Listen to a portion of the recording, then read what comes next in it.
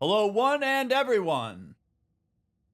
Welcome to part 9, last of the single digits of God of War Ragnarök with a therapist.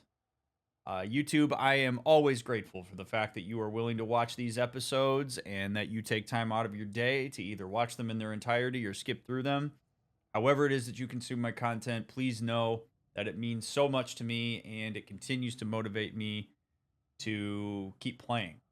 Please leave a thumbs up on the stream. It takes like a second. You're literally like looking at it. Thumbs up on the stream. Comment down below if you feel so inclined. I love reading the comments. I don't respond to all of them, but I do read all of them. And make sure you follow all the links down in the description. We'd love to have you come hang out. We'd love to have you come hang out with us on Twitch sometime. I also post stream announcements and my stream schedule and everything on Discord, and it's a great place to hang out while I'm offline. There are chats, like different channels for every single gameplay, playthrough, full extravaganza bonanza that I've ever done, and you can talk about the playthroughs there. And there's all sorts of good mental health resources as well. Grateful to have you all, and I'm looking forward to seeing what happens when we walk through the portal. So here we go.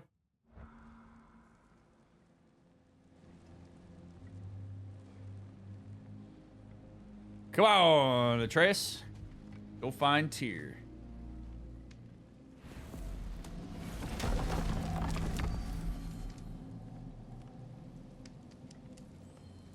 Actually, we're gonna go to the Raven Tree really quick because I think we might have knocked out enough ravens that I can go get something there.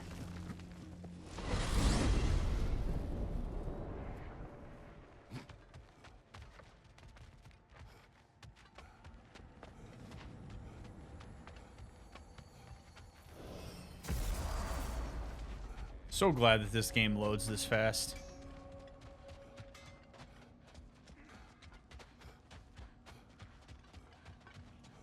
Like the father of all, we swung from the tree. Wisdom gained father, servitude gained we.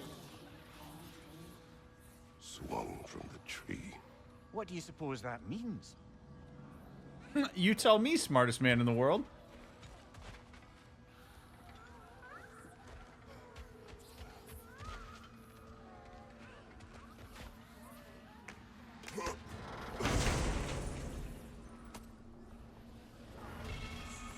A gift of life. Girdle of Raven Tears. Wow. A lot of defense there. Increases the healing from Hellstone's Raging Gear. Not interested, but looks cool. The All-Father's breath. Their thoughts. I can't read them. They seem to like us, though. One hopes. I suppose we should continue to destroy any of Odin's ravens when we find them. Creepy, man.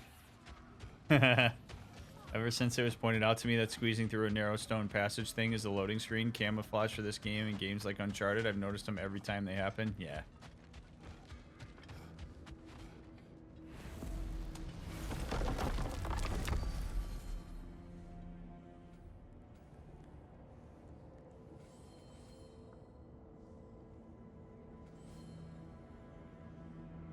The Crucible.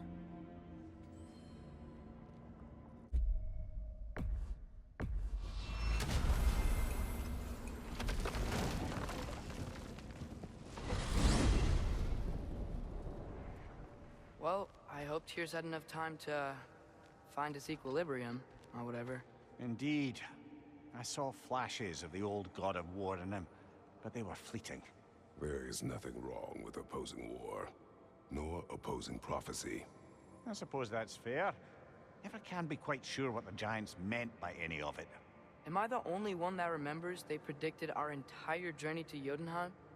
If the Giants saw Tyr leading armies at Ragnarok, then I believe them. The question is how you'll ever make Tyr believe it. Indeed. May not even necessarily be... I mean, there's a difference between, like, acknowledgement of the fact that the story or prophecy exists and then believing it to be true.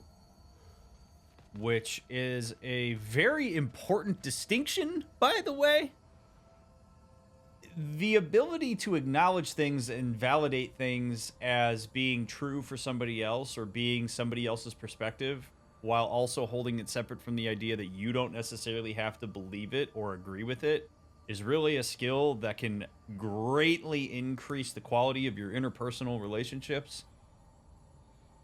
When you need to problem solve something with somebody, for example, the very first thing you need to do in order to get into that problem solving mode is listen to what they have to say, validate their experience. And something that I have to say, particularly in couples therapy all the time, is validation is not agreeing. You can disagree with somebody and still validate their perspective and validate their emotional experience of something. So in this case, we can acknowledge and validate for Tyr that he is averse to this. And he also can move to a space where he can acknowledge that this prophecy exists, but he can make his own meaning out of it. And the fact that all three of us are going to make different meaning out of this prophecy is something that has to be acknowledged and validated in order to create a starting point for whatever kind of problem solving we're going to do as it relates to this. So I think that's going to be a very important conversation as we move through this door and go to talk to him, is to realize that we don't have to agree with Tyr's perspective in the same way he doesn't have to agree with ours, but we do need to validate what's going on for him. And the hope would be that he could validate what's going on for us. I understand you feel that way. It doesn't equate to I agree with you. Correct. I also recommend that you never say I understand you feel that way. Saying the word I understand is sometimes pretty fleeting. Just say it seems like you feel X. This is a word to the wise. Usually when you say I understand what you're going through or I understand your anxiety, people say no, you don't, because you don't have the same objective experience. So it seems like you're anxious about that, or I see that you are averse to fighting, or it appears to me that you're frustrated, Tyr. Doesn't mean that I agree that you shouldn't be the God of War. It's a little nitpicky, but you want to bump the level of your quality of your conversations with folks. Consider that.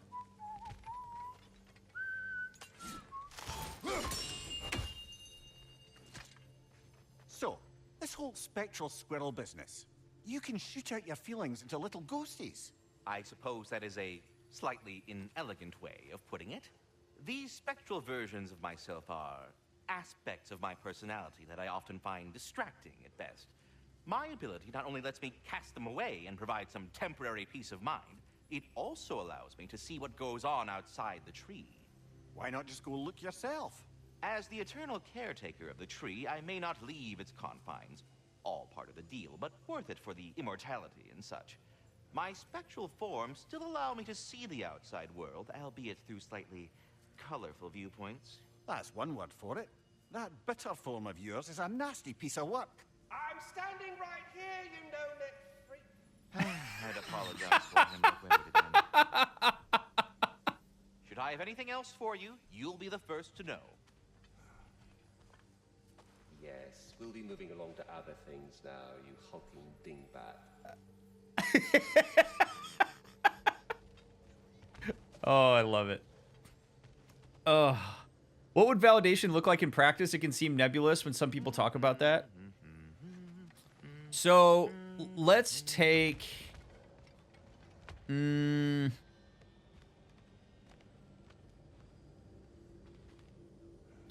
Okay, so let's take Atreus here. And Atreus's desire to find and talk to Freya. Atreus, you start with the emotion. So Atreus feels a sense of, we'll call it anxiety, about whether or not Freya is somebody that will help us. And so there's all this urgency, and he is wanting to go find Freya. Kratos might have a certain level of anxiety as it relates to Freya, but Kratos doesn't think we should go find Freya. So there's a disagreement there, right? So when Atreus says something like, I really want to go find Freya, what a lot of people will do is, like, if you're Kratos, would be like, no, you're way off base, blah, blah, blah. And what that's going to do is create a clash. So validation in this situation would be for Kratos to look at Atreus and say, hey, dude, I see that you are anxious about the fact that we don't exactly know how to navigate this. I hear that you are anxious about that. Or I hear that you're hurt by the fact that I'm not willing to go find Freya. Validation is that simple acknowledgement of his emotional experience. I see that you're confused. I see that you're angry. It makes sense to me that you are feeling sad, whatever it might be. And then Atreus would say, I hear that you are cautious about this. I hear that you're worried about what the implications of finding Freya are. So now that we've established some validation of the emotional experience that a person's bringing to the table, we can be more curious about what their orientation to that emotional experience is. So for Atreus, it would be something like acknowledging, I hear that you're worried about what our impact is on this world, and that you think that Freya could be like a good help. That you've decided that going out and finding her would be a great way for us to try to manage that and move forward. I disagree, and here's where I'm coming from. And then Atreus could acknowledge, okay, I hear that you're worried about Freya potentially coming after and trying to kill us, and that she wouldn't be willing to work with us. But you're also worried about how we're going to navigate this. So we have a shared experience around the anxiety related to the situation we're in. So what do we need to do in order to figure this out? Where do we agree and where do we disagree? It goes a lot better because each person has an understanding and is acknowledged that the other person might be coming from a different emotional space, or that their perception of the situation is different. None of that is Kratos and Atreus necessarily agreeing with the other one's perspective. It's just acknowledging where they're coming from. So that's what that would look like. So in therapy, I am facilitating those types of interactions frequently, where I need people to get into a spot where they can acknowledge where the other one is coming from emotionally, and then we can get to the problem-solving aspect of it. If you don't do that, neither person feels particularly heard, and they assume that they're more at odds than they might actually be. I hope that that makes sense. I hope that that's a good example.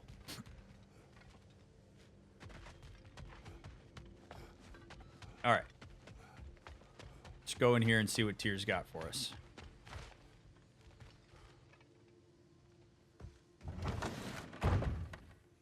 Ah, glad to see you back, young one.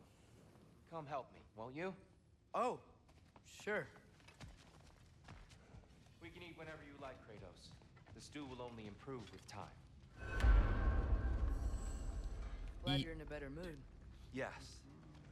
I was a little overwhelmed before. Forgive me. It's funny. Nothing seems to settle my mind quite like cooking. Being locked up for so long, you forget how much joy lives in the little things.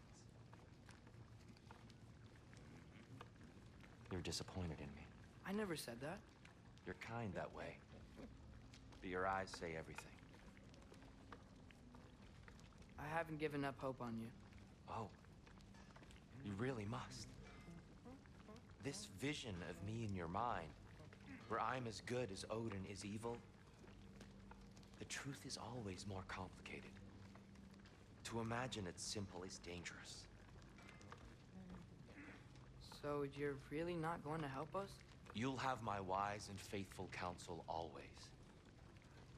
I wish I could do more. I really do. But for now, please, allow me to cook for you.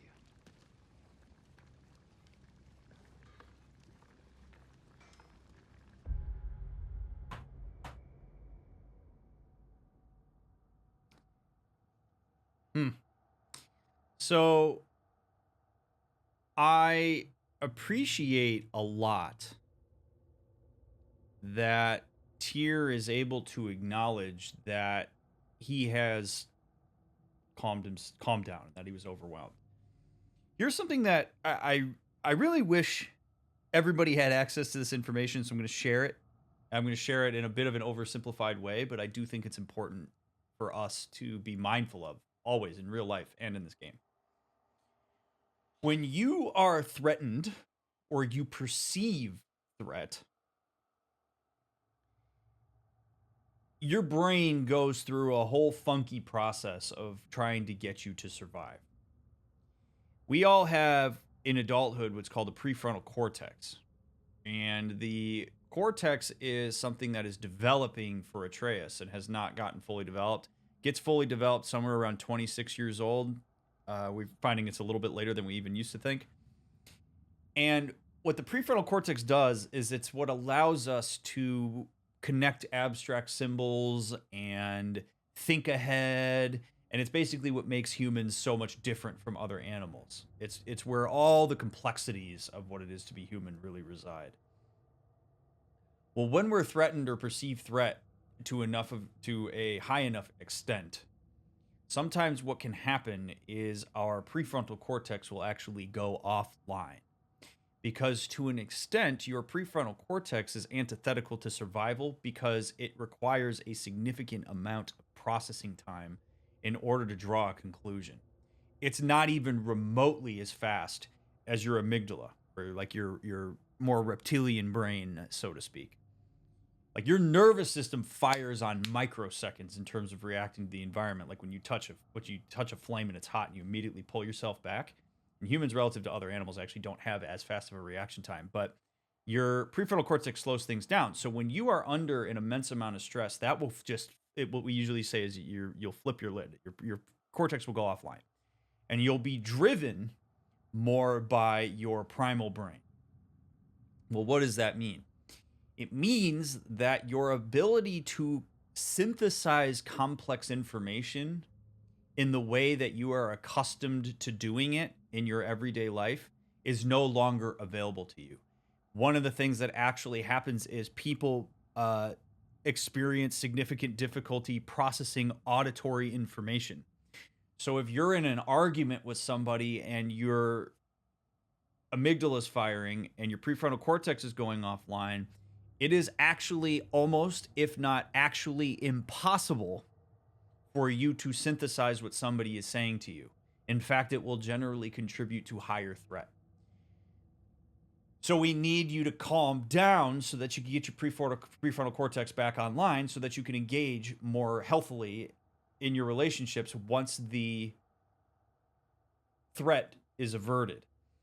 So back when we were in Alfheim, and Tyr is being attacked by elves and is under threat, he was nowhere even remotely close to being as soft and gentle and thoughtful as he is in this kitchen right now. He was a bit harsher with his boundary. He was a bit quicker with his conclusions. He was a bit more black and white. He was just overall more harsh. And probably wasn't as open to what anybody would have to say in that moment because he was literally in some ways trying to survive. Now that he has gone, like re-engaged his prefrontal cortex and is back in a safe environment, he is more able to engage with Atreus with nuance. So now he's getting into acknowledging that, like, your expectation of me, Atreus, is not going to align with your experience of me. And he reiterates some of the boundaries, but in a much more nuanced and abstract way. Now it's no longer, I'm not coming with you and I ain't leading the war. Now it's, hey man, I have changed my orientation to the world and you need to change your expectations in such a way that it aligns with the reality of what I'm bringing to the table. That's an infinitely more nuanced conversation than what we had while he was dragging that elf down the light bridge. For your own edification, if you're interested, there's two processes that happen in addition to, like, when your brain's going through all that. There's two processes that can happen. You have a nervous system response and you have a hormonal response. The nervous system response is a lot quicker. So you will have a sympathetic nervous system response that can happen in response to fear, or in response to a threat, which is basically where, like, your pupils will dilate, your digestive system and your genitals basically go offline. Your pores open in your skin, you might sweat. You're basically ready to go. You're ready to, like, run or fight if you need to. Your parasympathetic nervous system is what needs to engage in order to calm you down. So that happens usually within about 2 minutes. It's a very quick thing. So your sympathetic nervous system fires, you avert the threat or deal with the threat, and then it takes about 2 minutes for your parasympathetic nervous system to fire and get you back online to where you're, like, your digestive system comes back and all that other fun stuff. However, if you have an endocrine response, that means that you have hormones that are secreted into your bloodstream. So if you have an adrenaline rush, Your adrenal glands are on top of your kidneys. When you have an adrenal rush, that goes into your blood. Well, stuff doesn't flush out of your blood as quickly as your nervous system swaps over. So it can take up to 20 minutes for your body to flush hormones out of your system when you have this response. So usually what I will tell people is you've got about 2 minutes for your nervous system to get settled, and you got maybe up to 20 minutes for your endocrine system to settle down, which is why people sometimes experience the shakes or they feel weird and sick to their stomach after a situation is averted.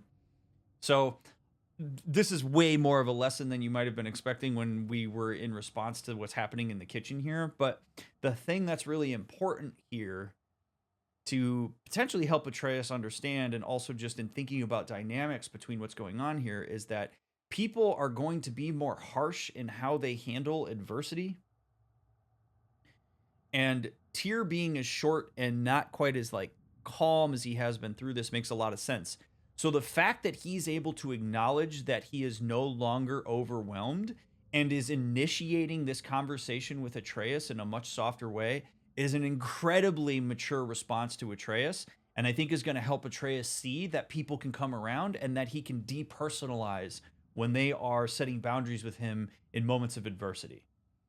That's the short version of what the point that I'm trying to make here. And it's very cool the way that this conversation happens as a result of that. It's really bringing some nuance into the way that Atreus looks at Tyr, and it's going to force him to have to engage with reality as opposed to what his expectations were and what his egocentric intentions were related to Tyr. That was a hell of a mouthful. Enjoy. Fun, total side fact. Part of the reason that people like makeup sex after they have fights is because when your parasympathetic nervous system comes back online, your genitals go back online, and for some people that's just an incredibly fantastic experience. Fun fact. That's why that's a thing. Total nervous response. It's like when I lost my shit at the airport a few months ago and knew that I was finally coming back down. I told my friend I can't self-regulate right now. Yep, it's great. Rosie, thank you for the sub. Appreciate it. This is why I love this channel. I'm glad. All right, let's keep going.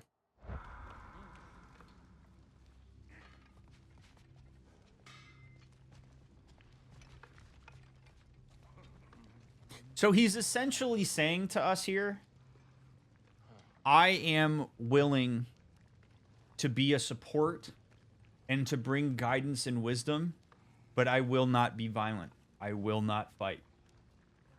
And you had better get used to that and figure out what you're going to do in response to it.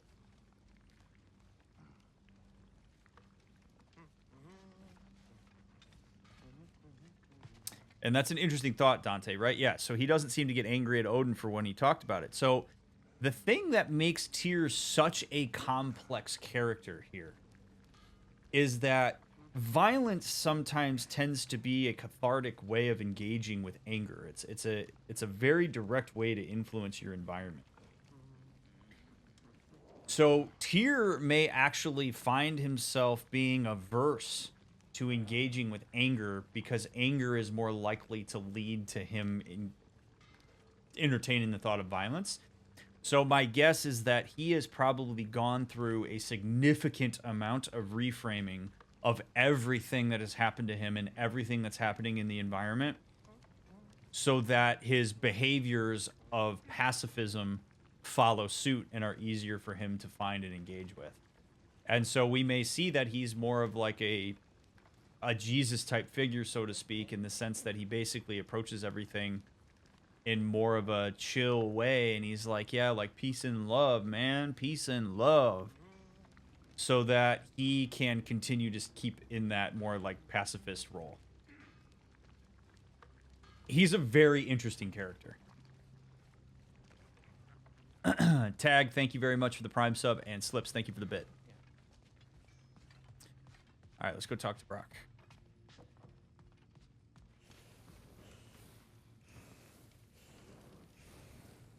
You know what he's putting in that so-called stew of his, don't you? Vegetables. Fucking vegetables. From out of the dirt. That just ain't right. I hear that, brother. I hear that.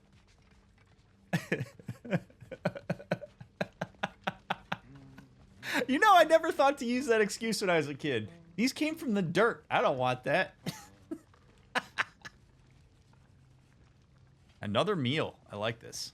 Atreus, eat.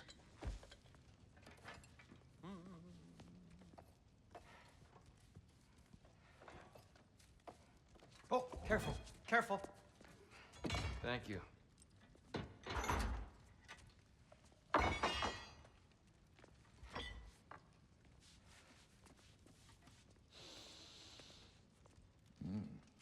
Enjoy. Enjoy, my friends. Yeah. We'll see about that.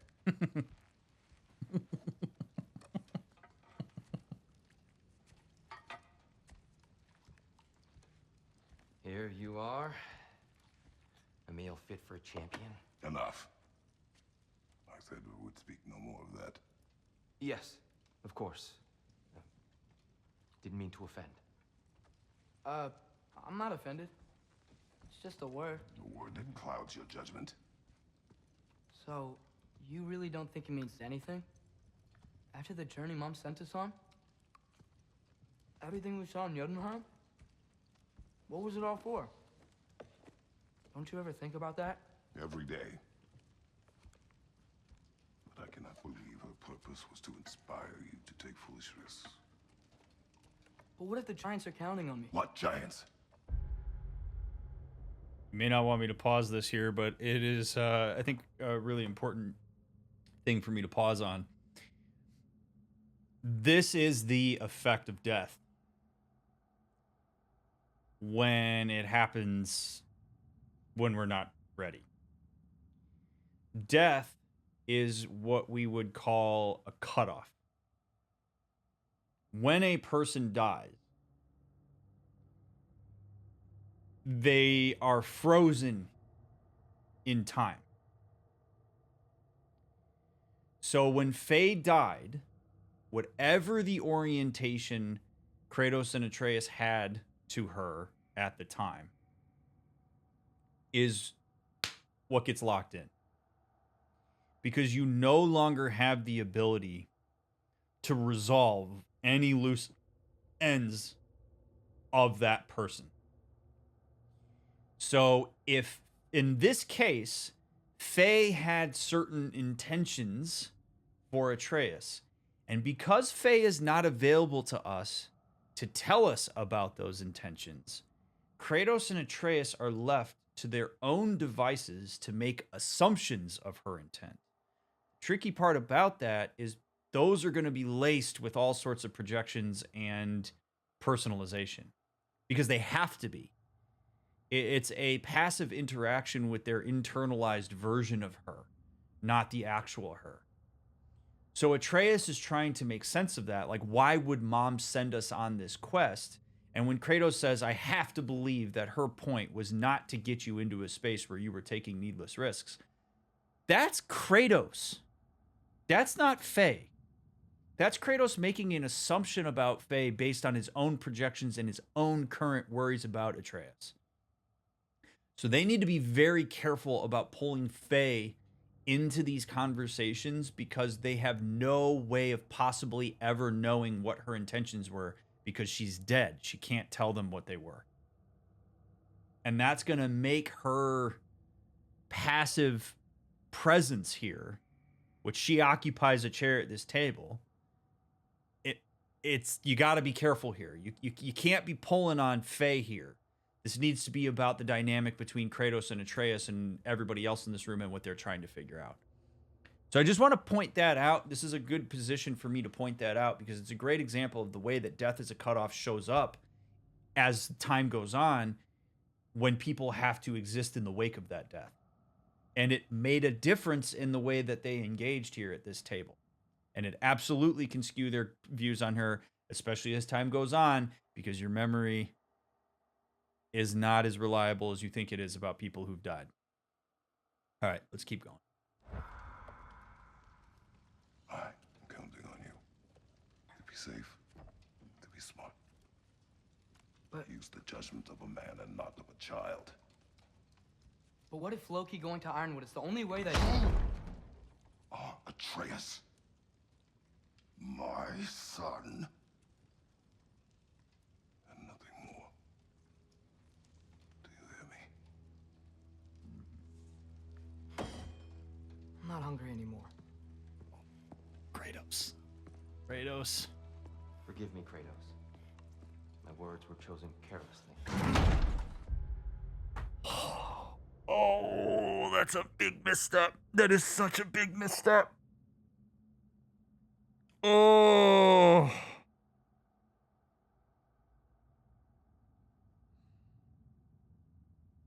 Oh. It hurts, man. It hurts to watch. This is not me being judgmental of Kratos.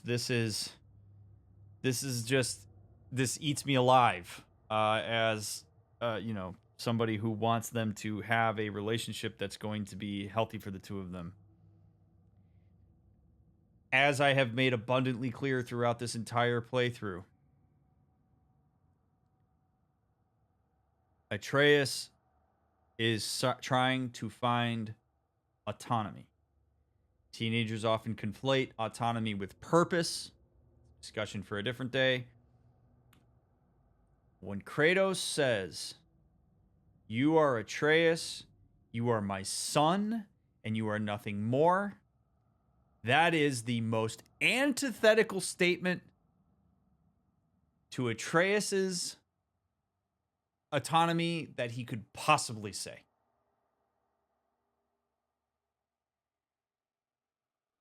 Because it is an utter reduction of Atreus. We just went from, we're going to go find that jellyfish because it's important to you, to people aren't allowed to call you a champion and you only exist relative to me. That is dripping with Kratos insecurity.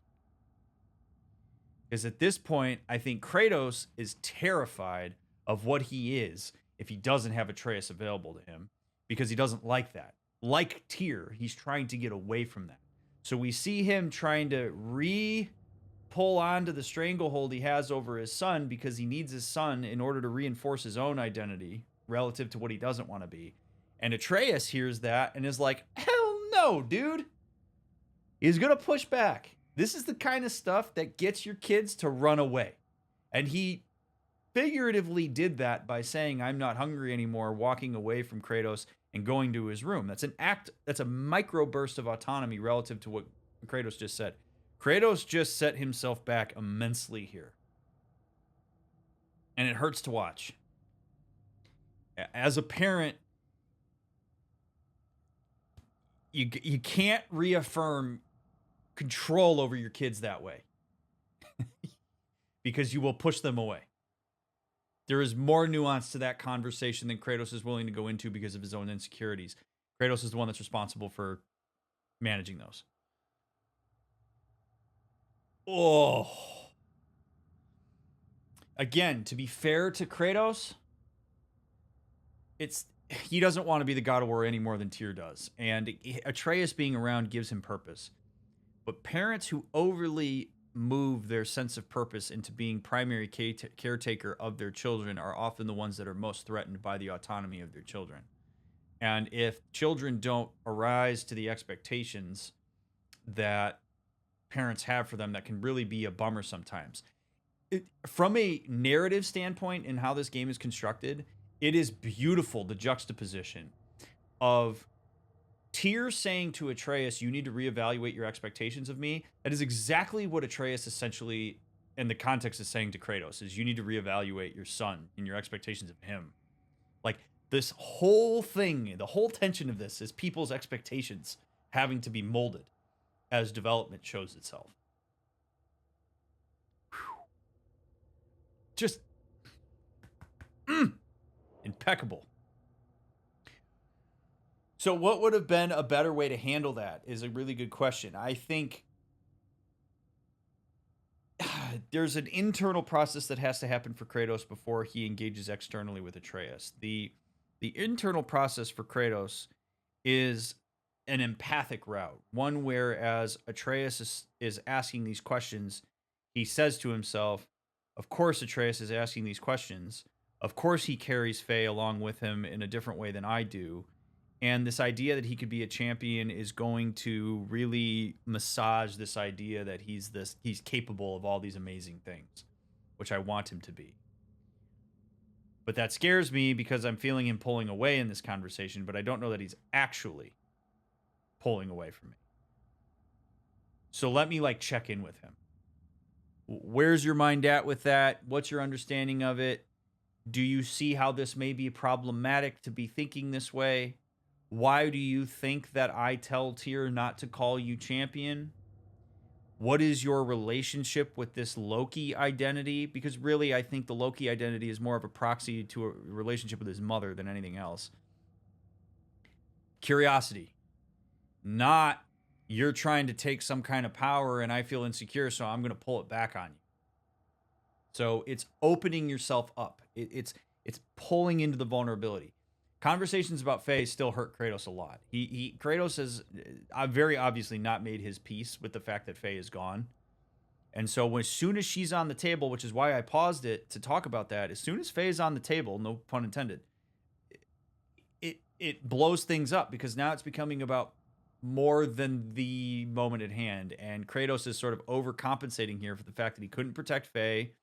And he now is working with a teenager that he can't fully protect in the way that he used to. One that's fully capable of going behind his back on things. And he's clawing for whatever he can in order to reaffirm his status relative to his son. And he just did it in a way that's actually going to be a self-fulfilling prophecy of his son pushing away from him. It's not the I told you so that you want to say when you're a parent. It's not the one that you want to say. I promise you that.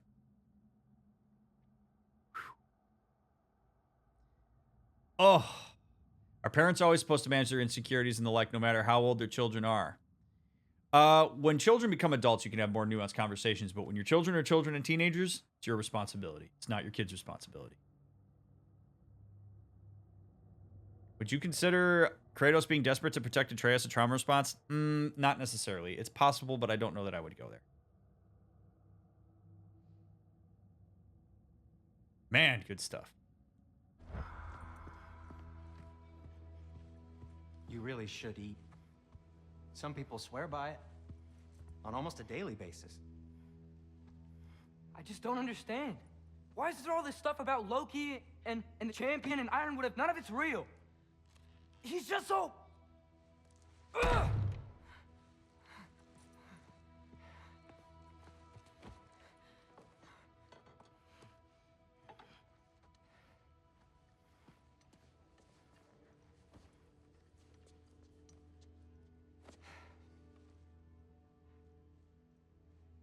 Mind if I give you the best advice you've heard all day, and possibly ever? Sleep. That's when all the troubles of your mind work themselves out. Sure. Fine. Sleep? Sounds great. I mean it. I do too. Get out of here already. Already gone.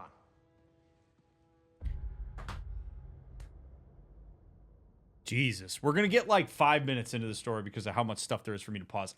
Just as an aside, I can't freaking believe how many moments there are in this game for me to pause. It is crazy. This is like this is like an episode of Arrested Development where the jokes just keep flying at you. Like the amount of stuff that's happening in this is just absolutely incredible. Okay. Dangerous is not the proper word for me to use here. But to connect this to real life, this is how teenagers end up rolling along with bad influences. Now, Sindri, I don't think I would consider to be a bad influence, but I'm going to use him as an example to talk about this. People seek attachment figures in times of adversity. If you want to watch a video about attachment, I have one on YouTube. The way that you facilitate attachment in dyadic relationships is by responding with consistency and responding reliably. the person who has been available to Atreus 2 times that we've seen in the times when he has issues with Kratos is Sindri. He has been reliable and consistent in the same way that a teenager's bad influence friends might be. If you as a parent start to wane on your consistency and reliability, which changes over time as your child develops, they will connect to their peers more.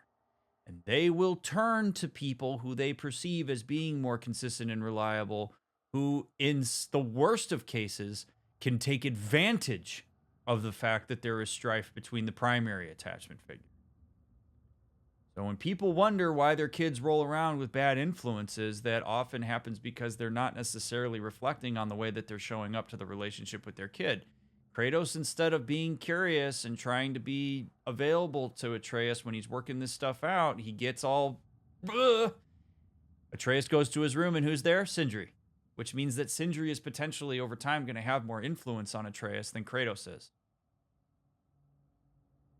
Depending on the type of person that Sindri is, that could be really scary. It could also be a good thing. Like, it's okay to have peer relationships that become more reliable. But Sindri being available there is not a small deal. It's a big deal, and it works against Kratos and what he's trying to facilitate with the development of his son.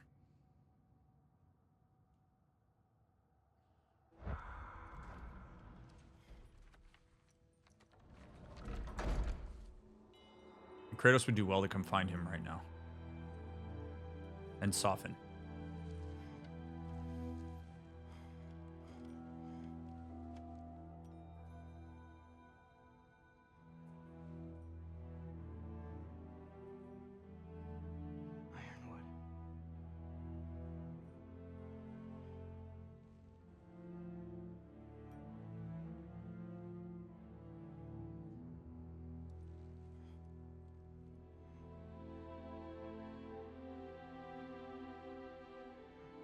Loki.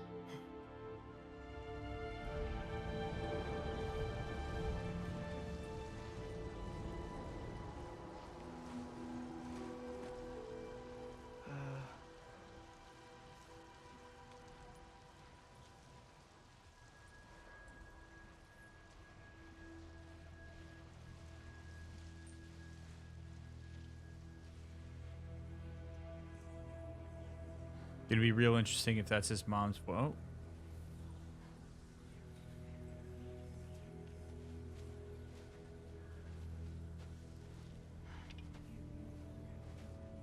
That me? What are you? I wish I had known I was a god in Alfheim. I wouldn't have felt so bad about killing so many elves. What's going on? Was that a mask? I mean, just knowing we're gods makes me feel so much stronger. Where am I? It's all you ever talk about, over and over. Do something about it or shut up already. Little people's little We're problems. sick of hearing about little people's little problems. Memories. And not nice ones. You broke the gate. That was our only way to Jotunheim. What do you want? Let's go, Numa! I don't understand. Whatever. Whatever. Whatever. Whatever. Whatever. Whatever. Whatever. Whatever. Hey, don't run off. Whatever. Can you tell me where I am? Whatever. Whatever. Whatever. Whatever. Whatever. Whatever. Whatever. Whatever. Whatever. Will you stop?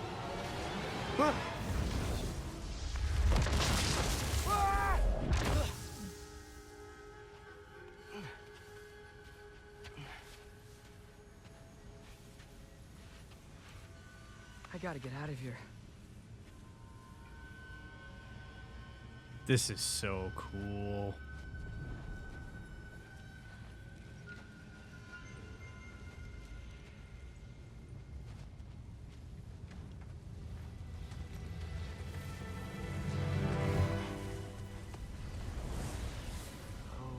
Okay.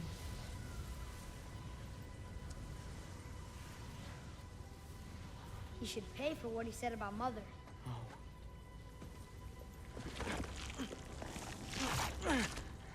But we're gods.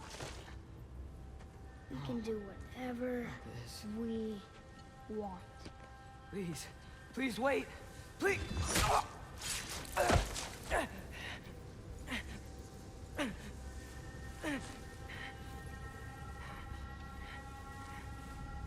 is this happening?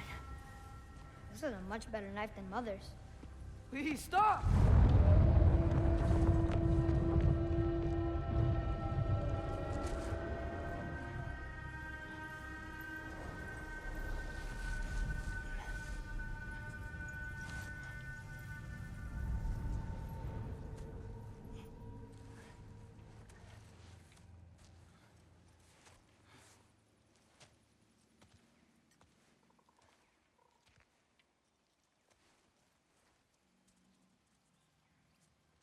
Where am I?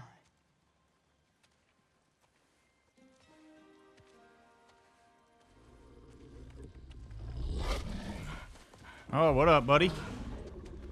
Easy.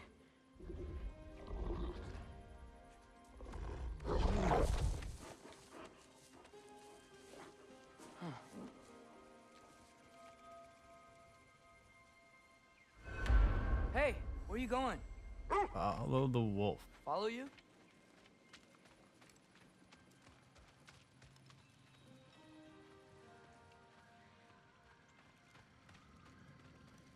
Okay. Guess I'll see you around the other side.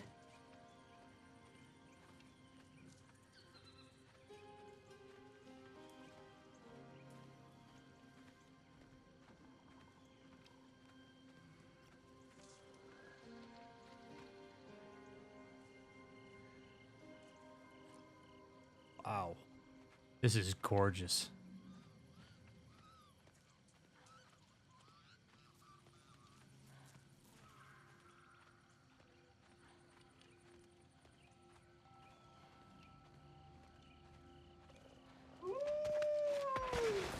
Where am I?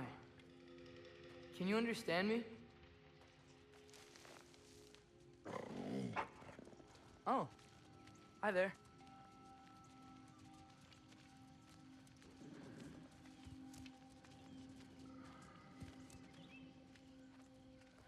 So, where are we going?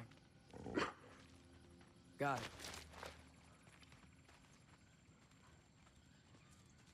We'll figure it out when we get there, I guess, bud.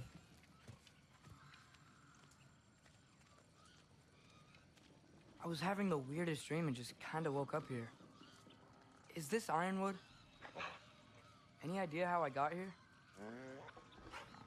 I dreamt my way here? I mean, suppose I must have. I'm here. I find it fascinating that he thinks that this is him woken up.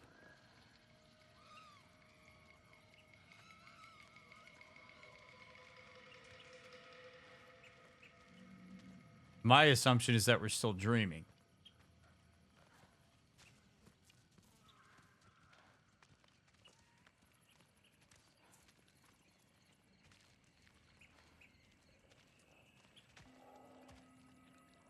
I mean, I don't have, it's not like, it's just, it's interesting to me that he's like, that his conceptualization of this is that he is awake.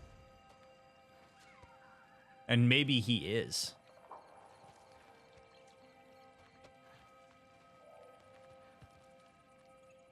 Look at that turtle just chilling there. Look at that turtle.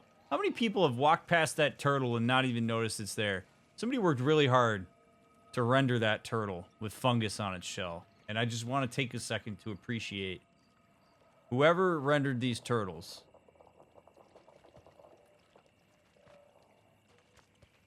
I see you. There are two, indeed.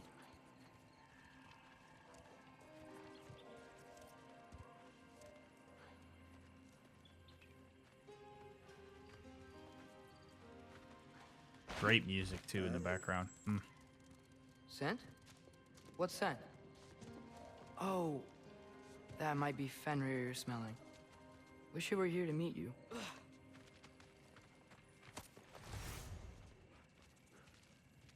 I mean, I guess we're picking up crafting components, so perhaps this really is real?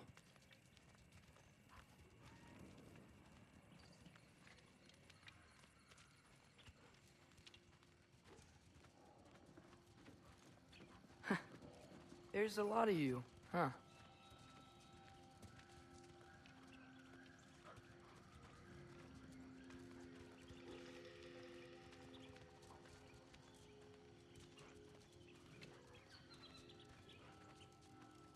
What's that smell? The air here, I don't know. Sweeter? Maybe it's these trees.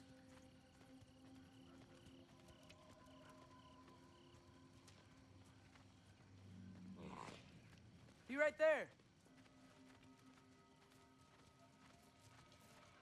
Ah! You tell me if you were gonna eat me. That's a joke, right?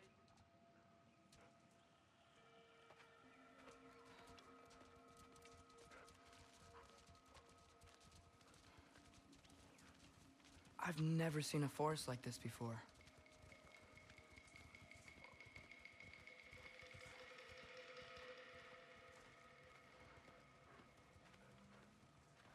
Through here?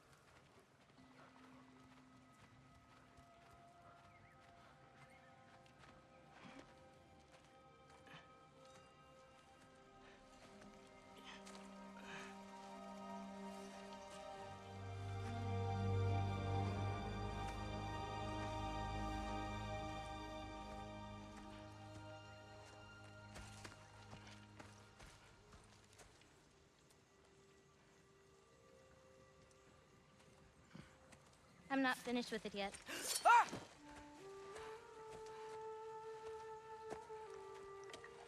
Uh-oh. The paint is made from the bark of the ironwood trees. They absorb the memories of the forest so that the paint remembers too. Memories of the past. Of the future.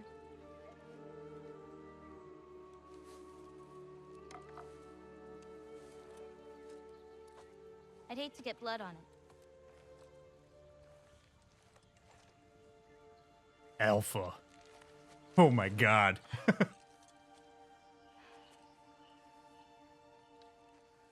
Oh, it's really you.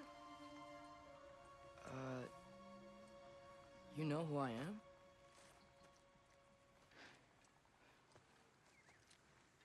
What's wrong?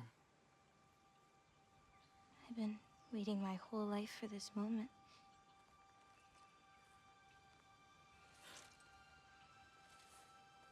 Huh. You look weirder than I imagined. Oh.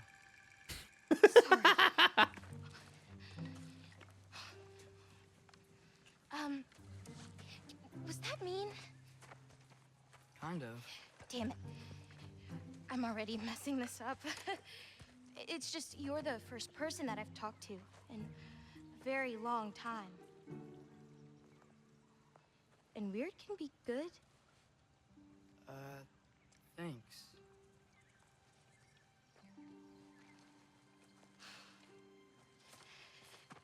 Let's start over. I'm Angerboda. You must have a lot of questions? Yeah. Where Follow are me. we? You'll get your answers soon enough. Well, some of them.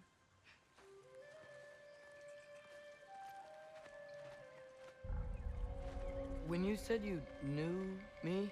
Like I said, you'll get your answers soon enough, Loki. Right. Is that not your name? No. It is my name. I'm Loki. Oh boy. Oh boy. Okay. The classic follow me and then you'll get your answers. Carrot on the stick. Oh boy.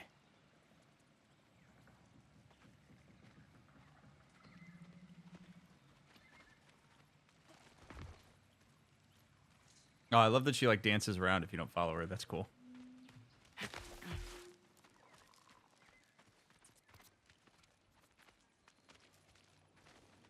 Thola.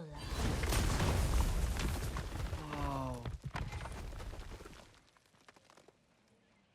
Dong! The sound rang out as Atreus' armor was suddenly pinged from below.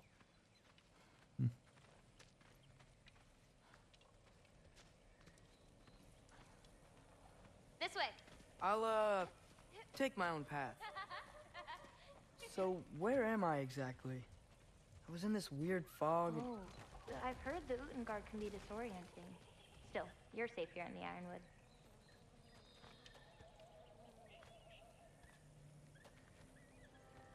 Just kind of want to take it in. Like this like ruin over here. It's got one of those glaive thingies on it. Or the whatchamacallit. Diafa!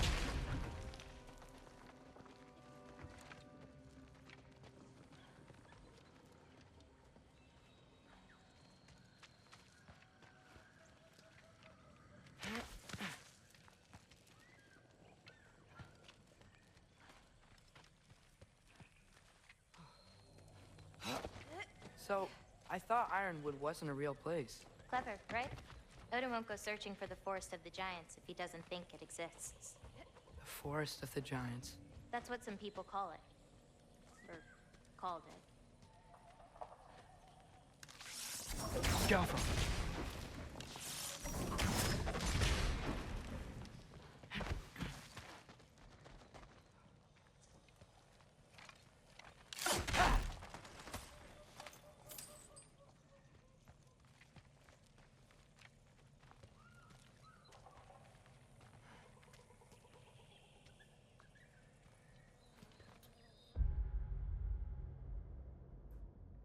I think a real window into the idea that this is exactly what Atreus thinks should be happening, and that this is just a confirmation of literally everything he's been wondering about throughout this entire game, is the fact that not one time as they've been walking through here has he said to himself or to Angerboda, "Oh God, my dad's gonna be pissed that I'm here."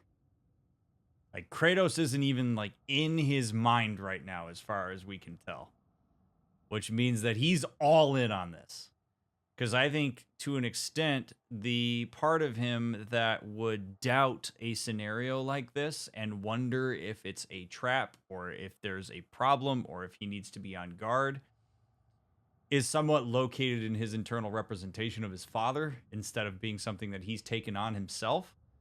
Or he has, but it's very early on in the process. So the fact that Kratos is not really in the space right now, both like mentally and physically, I find myself being like, dude, Atreus, like, oh, you gotta be on guard here. Like, but it shows just how strongly he believes that this is what he should be doing and how much he's taken in this idea that he's Loki. He's not even worried. This is what teenagers do. That? It's big. Approach! I thought giants weren't all supposed to be giant. Approach! There's got to be at least one person watching this on YouTube that understands that reference, or even in Twitch comments. I hope there is.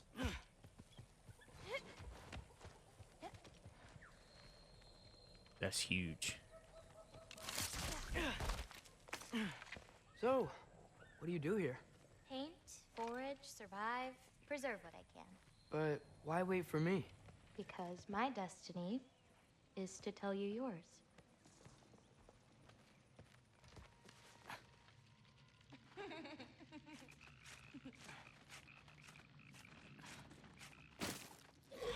Woo! Watch out! Jump up! Yeah, you like that? Oh.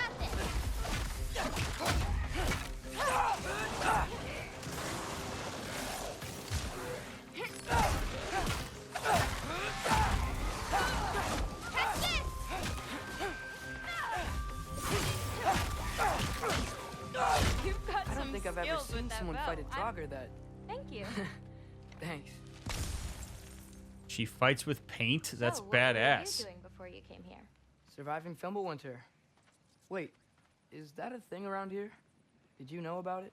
I did. You did.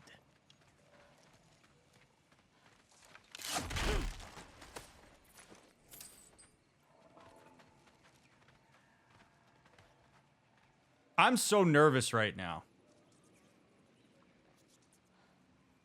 Because in confirmation of everything that Atreus has been excited about and everything he's been wanting, he is not taking into account that this could be a trap. Like, he's not evaluating the parts of this that feel so wild. Like, we're like, ooh, pretty girl who throws pretty colors and can fight.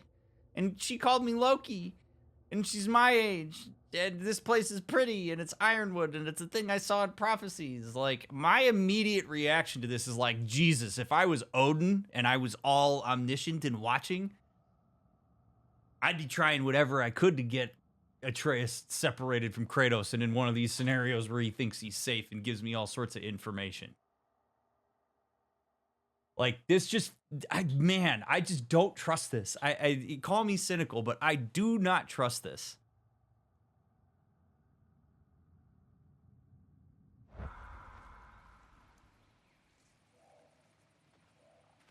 And Atreus not thinking about that. Oh, it's just, it's. This is how you get him, man. You catch him in a vulnerable moment. Give him a little bit of a boost of autonomy in who he thinks he is. Give him a directive. Lead him with something that he wants to know. Get him to open up and talk. I mean, Odin seems to be capable of a lot of crazy shit, so it doesn't really seem, you know, off the wall here. But yes, if you're Atreus, of course you love this. Are you kidding me? Good Lord. Chat, the reason I played French horn in middle school is because a pretty girl told me that I was good at it and that I should join band. That's why I played. I bought a stupid-ass beanie hat with a bill on it my freshman year of college because the hot girl in American Eagle gave me the time of day and told me I looked good in it when I put it on. Okay? So I've been there. I get why this is something that Atreus is going through right now, okay? But, like, this is where having adults that can help you understand that, like in some ways he has to learn this, but, like, this is where, like, my adult brain now is like, oh my God, dude, this is such a way to take advantage of you. Oh, God.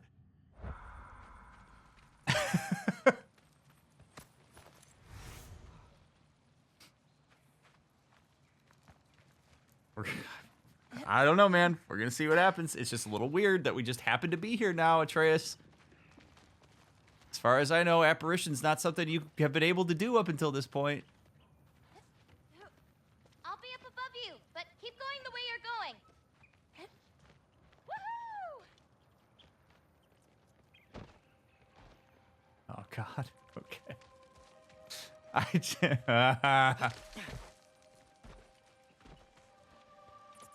All right, don't struggle. Yeah, look how big and strong you are. Oh, man, oh, man, oh, man, oh, man. Is that chainmail? I wonder what Brock and Sindri would think of that. Who? Oh, they're kind of like uncles. Kind of? You Midgard giants are strange. They're dwarves, actually. Still strange. Saying I'm not in Midgard anymore? Also, that's huge. Holy crap.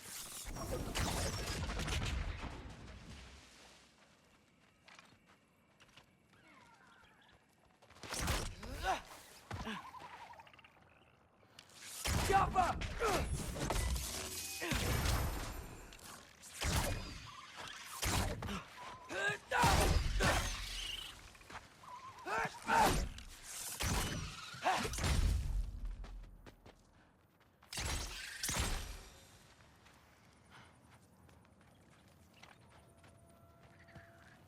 Why are there enemies here? Whoa, look at that bird. Bird's neat.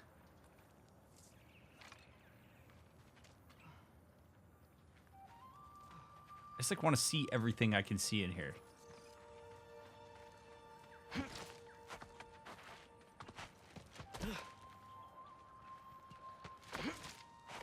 The amount of detail in this is just mind-blowing.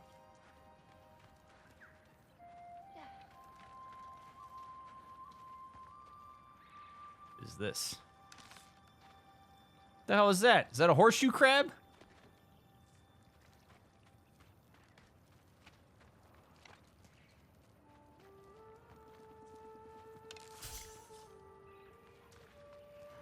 Hi.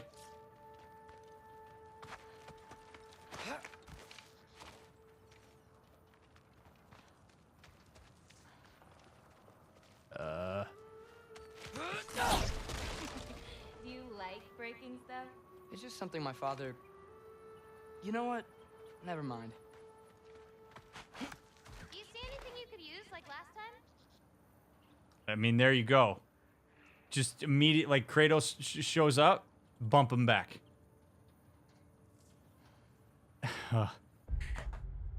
This is where teenage autonomy is scary, okay? Because Atreus at this point now sees his father's presence in any way, shape, or form as being a sign of weakness, and now he's going to reject the idea that he is only in existence relative to his father. So Kratos shows up here when he says, oh yeah, my dad likes to break shit, and he immediately shuts it down and packs it away. Because I'm Loki. And the problem with that is that he would do incredibly well to have Kratos available to him symbolically, because it would have him questioning this. This is why it's scary. When teenagers just kind of decide, nah. It's why it is so important for Kratos to facilitate a meaningful relationship with his son and work to facilitate healthy dynamics. Because Atreus having him available internally in a way that he needs to would have him be a bit more skeptical about this and on his guard. And right now he's not. He's just giving up information left and right.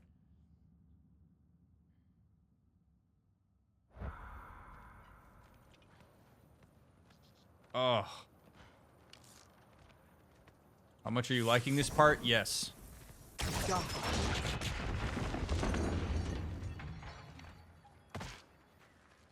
Oh, thank you for making it so I could just fall down there.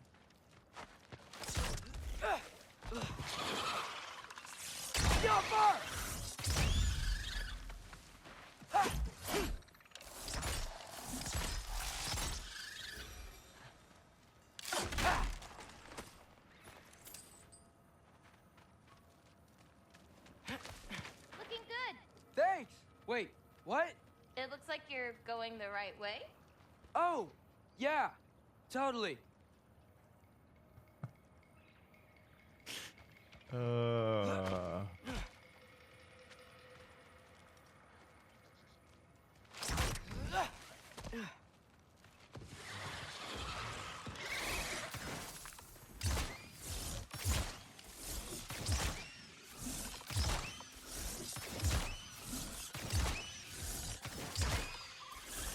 you doing?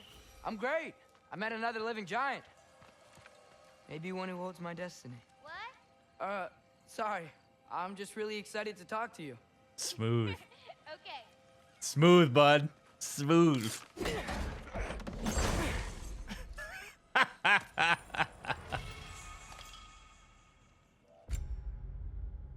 Rampaging Ibex. Ibex. I never know how to pronounce that, but holy shit, that's cool. How do I even do that?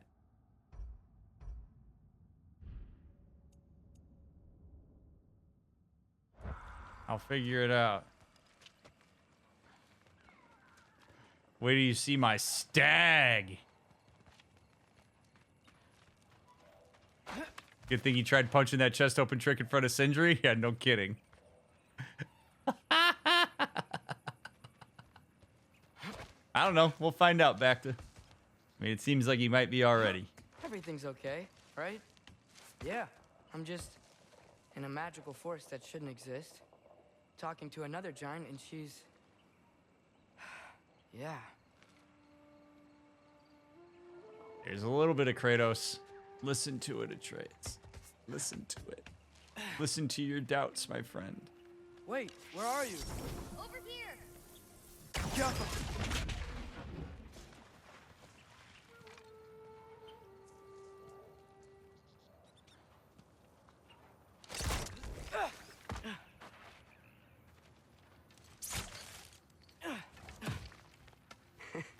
What up? Oh, that was close, man. That was almost super hot.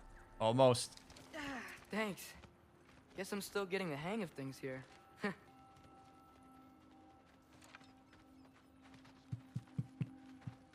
Where are we going? My mother recorded her visions, or prophecies. Thought you might like to see them.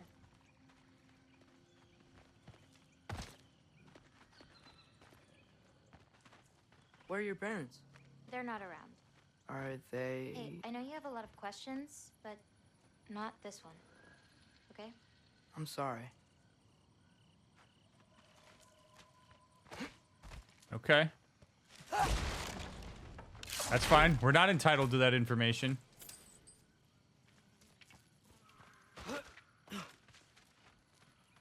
That's okay for her to say that.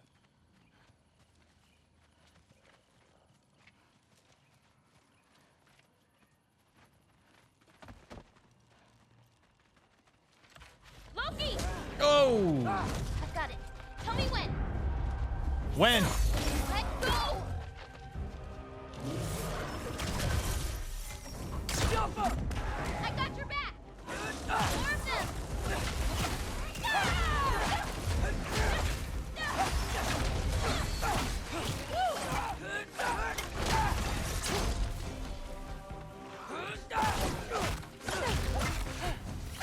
Fight well. Like a champion, even. Thanks. You too. Not good. This is not good. That kind of stuff is the kind of stuff that makes me think this is a projection of Atreus, man.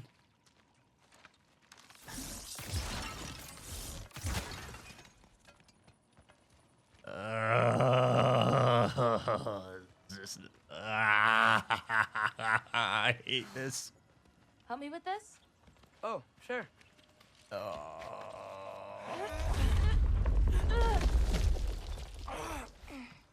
Hang on. Okay, now you.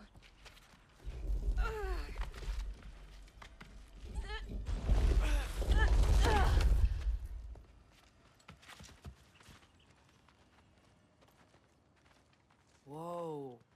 That's Evie's medallion. Race you across? What? Go! Okay. Let's go, Atreus. Get it done, man. I can slow down. Oh. Go, go, go, go. Oh, shit. Yeah, go. See ya. I can slow down.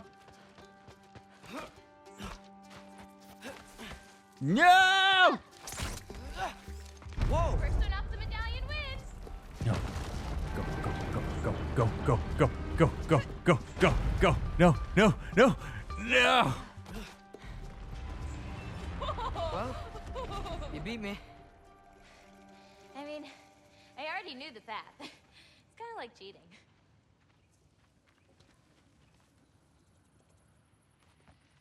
This is fine. This is fine. This is totally fine.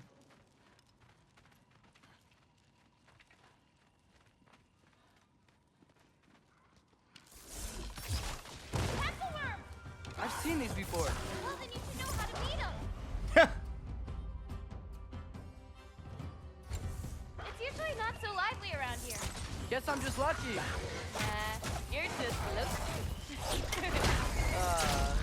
Oh my god. And she likes bad puns? Are you kidding me? Let me tell you about that time I met Lunch after I met Diner.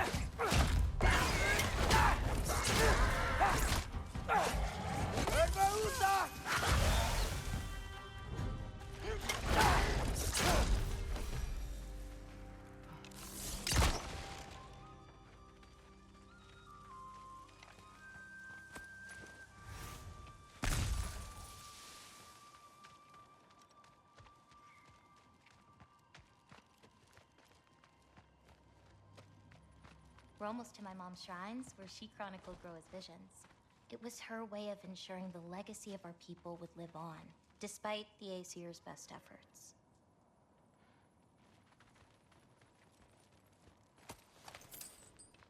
Okay, so your mom's not Groa. Can't wait till I grow into a giant.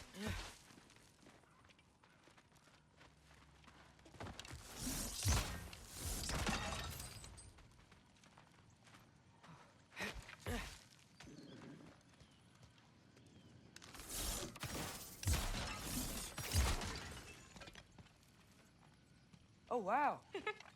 Oh, you'll see plenty more button clamps today. I hope so.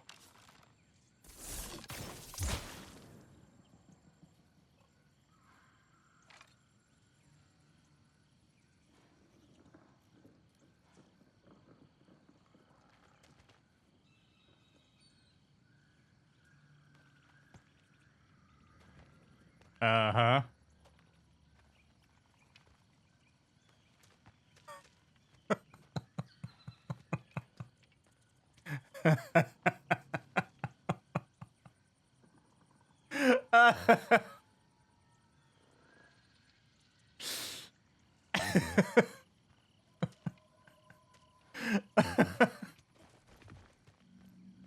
Whew.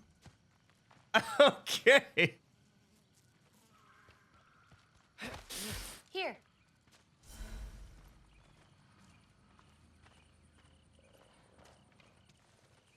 Oh.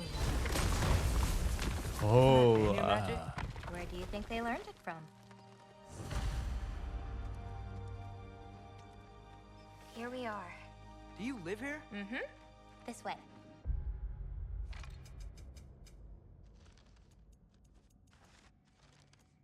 Oh, man. There's a girl here in Ironwood, and her name is Angerboda, and she's the same age as me, a giant too. She's really funny, and she paints, and is friends with the wolves here, and has good puns, and looks at me funny, and tells me I'm a champion, and calls me Loki, and walks kind of interestingly, and is faster than me in races, and makes me want to be a better kid, and it gets me really excited in ways that I've never felt before, and I don't really know. Oh, sorry. She's unlike anyone I've ever met in so many different ways. She says she's been waiting her whole life to meet me, which sounds so crazy. It's actually a lot of pressure to try to meet whatever expectation she has of me. I just need to stay calm and get a better feel for everything that's going on here. But wow, so much is happening so fast.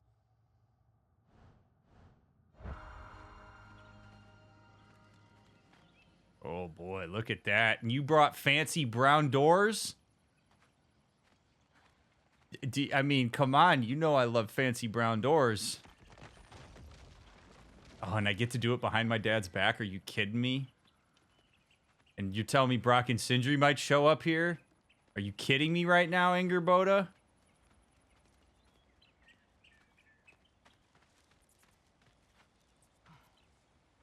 The only thing missing here would be some rain to make this a wet dream.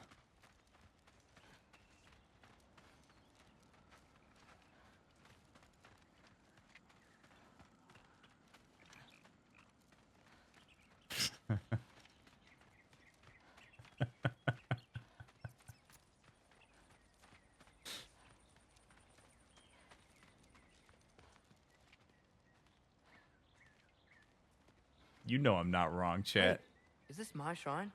I've been wanting to see it again. Oh, man. Oh, man. Oh, For man. many giants, there is beauty in learning your path and walking it. Of course, others see the future and get messed up by it.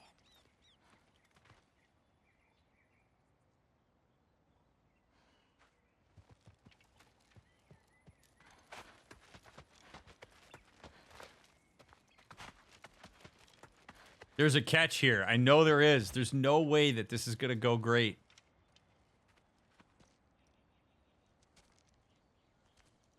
Ready? Yeah, I'm ready. Oh, boy.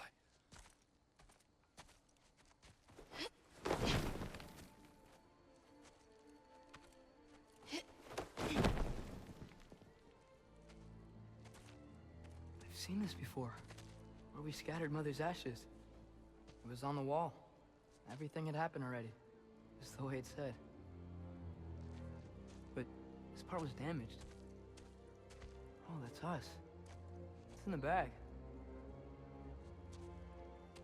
Huh. Wonder who he is.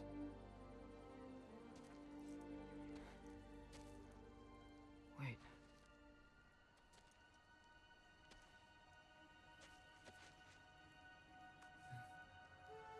No. No. It's not right. That can't be what happens.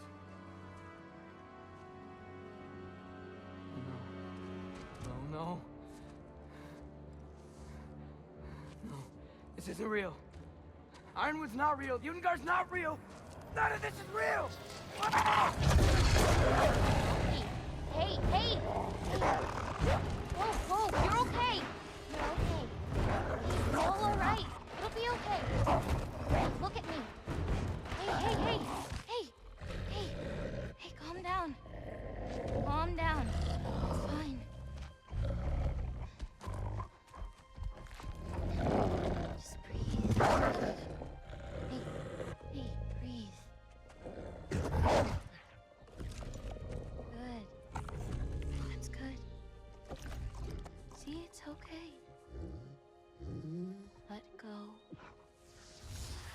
Come on back.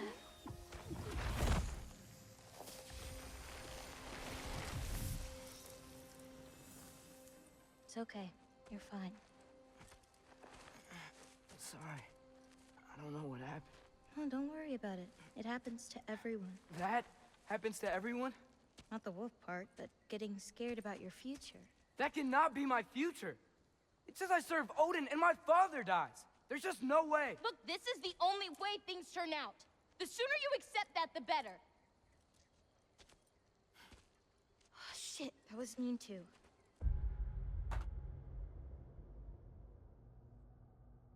Yeah, well, it makes sense though. The thing is like if her destiny is to show this to Atreus and her whole identity is wrapped up in him seeing this, his refusal to accept it, a la his father and Tyr, diminishes her sense of purpose in the world. So her whole agenda here is for him to believe this and look at it and agree with it. Go, well, that sucks, but I guess it is what it is. But Atreus has had it represented to him that you can cut against prophecies. So her getting mean there makes sense because that is where she's coming from. And Atreus is still stuck in this idea that because something is a prophecy, it is going to happen. And his orientation toward prophecies as being something you could potentially change is still not quite as well developed as it would need to be for him to not panic when he sees this. The fact that he didn't turn into a wolf, oh baby. We gotta... Look. Just forget about that now. Forget the future. Forget Loki. You're a giant. And you're clearly coming into some powers that you don't understand yet. Come on, let's take a walk. You can help me with something, and I'll teach you. You know, giant stuff.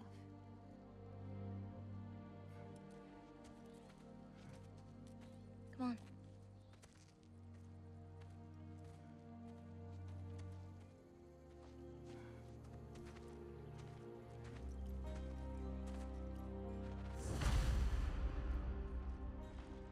Help Angerboda with giant stuff. Okay. Oy vey, man.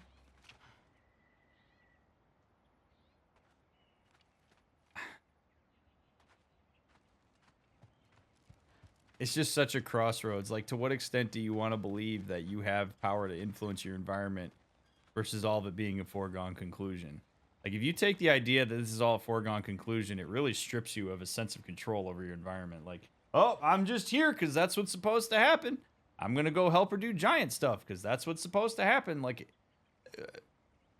the great irony of this entire idea of knowing the future is that so many of us fall into this trap on the day-to-day when we're anxious.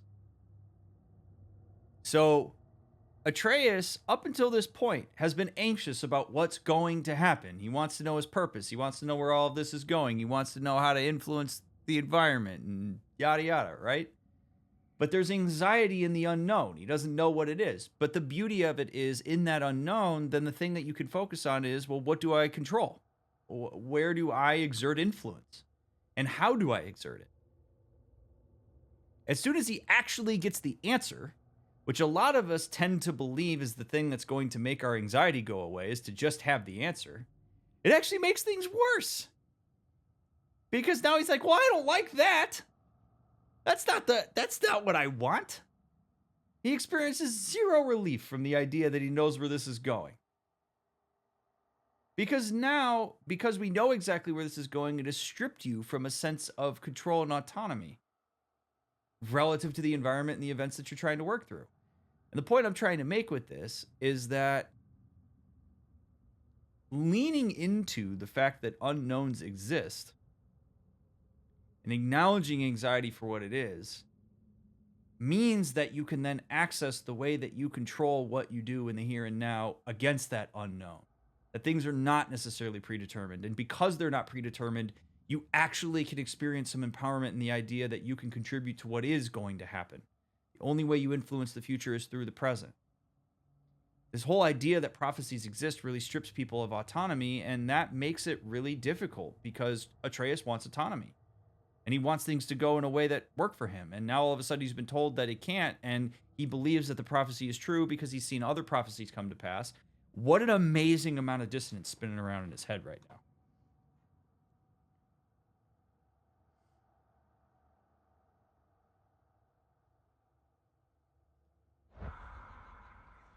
This is an absolute mind screw for Atreus to go through this right now. And this is why we would hope that he's got some people available to him, maybe outside of Angerboda, to help him process this. This is where his attachment figures are going to be really important. I need your help with this. What's this? Here, follow me. Where are we going? We're gonna get some food, plant some seeds, my everyday stuff. But first, I want you to meet someone. Oh boy, are we about to find out that being a giant sucks ass? And he's going to be like, I want to be Atreus! I want to be Atreus!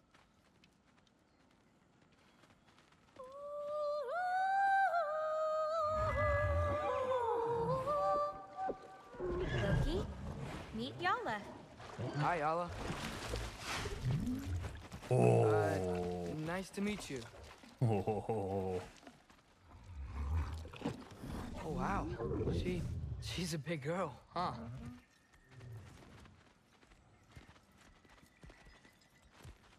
She's badass. Come on up. Oh.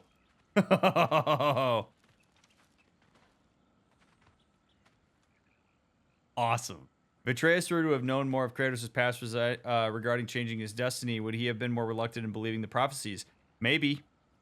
That's where diverse representation is super important, and why it would be good for Kratos to be a bit more forthcoming with information when Atreus asks about it.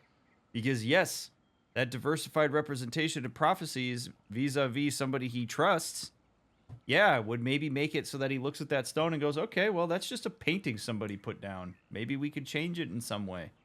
And maybe he'd be more curious about the way that his father did that. Yeah, it's the importance of diverse representation, and because you can deduce things a little bit more easily rather than take them at face value. Now let's ride this yak. Good girl. Angerboda has a yak named Hala. It was funny. She said, I want you to meet someone. And I thought for a moment there might be more giants, but she meant Hala. I get the sense Hala might be your best friend, which maybe sounds sad, I guess, but I think it's kind of amazing. Makes me miss Fenrir, although I also still feel like he's with me somehow. I wish she could have met him. Must be lonely living here, but I know how much it helps having a connection to animals. Ganga. Ganga. So, I guess you know about the whole champion of the... Jotnar? Yeah. Do you want me to call you that instead? No, Loki's good. Sure. Champ.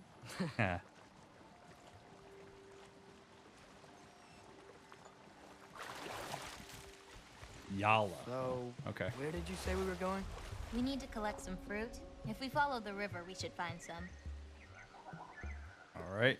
Is there a similar branch to that in which trusted figures can teach critical thinking when it comes to children and young adults navigating information both in person and online? Yes, that's the importance of scaffolding that. For sure. Dude, Yala's a badass. This is awesome. Those flowers over there. Silence. Okay. No, that's what they're called. They only grow in Jotunheim. My mother and I used to take naps in them when my grandma and her fought. It was one of the only places she found peace.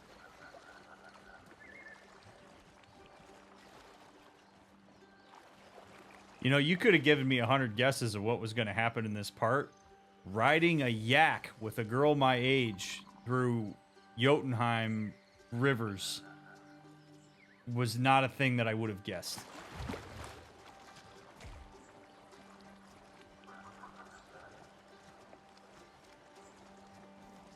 Aha! Here's one. Let's grab it.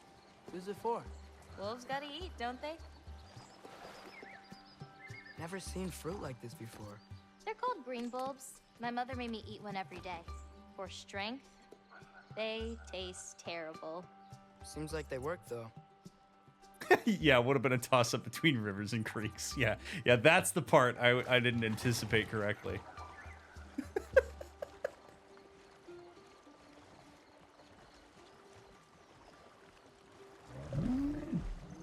What's going on, Yala? Excuse me? It sounds like she likes you. This is so cool. Yeah, sure. Could you grab that one? Hell yeah, I can. Watch me do it on the first try. That little thing up there on the branch. Got it. Those wolves. You take care of them? I do. They're good friends. Can't wait to meet more of them. Brother, you got a dad to go stop from dying. You ain't staying here to pet the wolves. How many more of these fruits do you need? You in a hurry to leave? No, I just gotta save my father's life now, apparently. Loki, we have time. Oh, okay. So we did get to see more clams. Okay.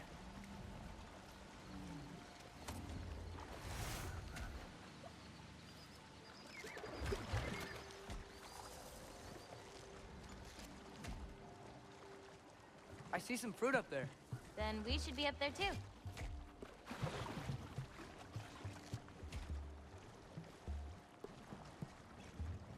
Ooh. Wait, were you talking to me or the yak?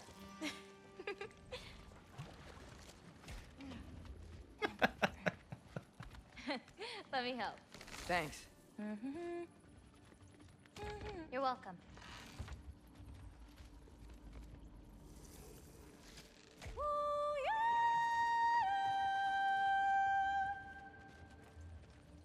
And she sings. Come on now. After you. Hooyah. Listen, I know we're out here having fun and all, but maybe we should talk about what you saw in the mural. What I saw would never happen. I wouldn't join Odin if it cost me my father. If I learned anything from my mother, it was that these things have a way of coming true, one way or another. I learned from my father, too. Close your heart to it. But I can't. Not for this.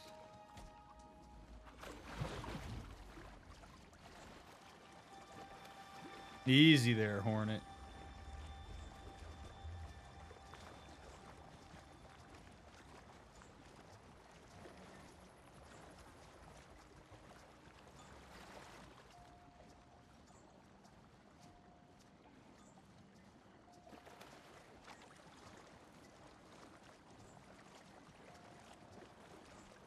right.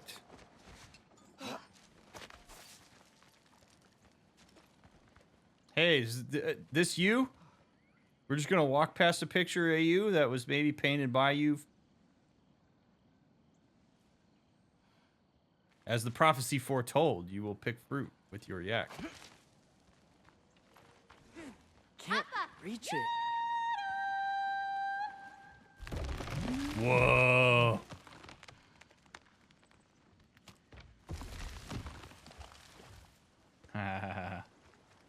Yeah.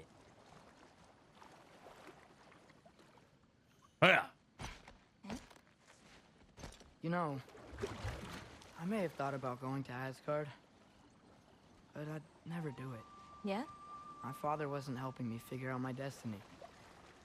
When Odin and I were alone, he offered to teach me. You were alone with Odin? He could have easily killed you. I mean, not that easily. All right, tough guy. Yeah, no, I could like hold my own with Odin, like totally. I mean, I've been in a room with him and he like didn't kill me, and I mean, I had been working out prior to him showing up. I mean, I don't want to say that he looked at me before I put my armor on or anything and got spooked, or you know, I'm not trying to insinuate that, but you know, I was in the room with him and I did survive. You know, like it did happen.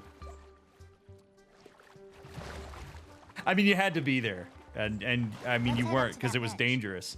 I was there because, you know, I can be in dangerous situations sometimes, but you know, I'm just saying. That's all I'm saying. More fruit. We don't need it, but we can grab it anyway. How do you know when it's ripe? My parents taught me. It's a delicate guessing game. So you can't be sure of everything that's gonna happen then? I'm sure of the big stuff. All I'm saying is he had both eyes when he walked in.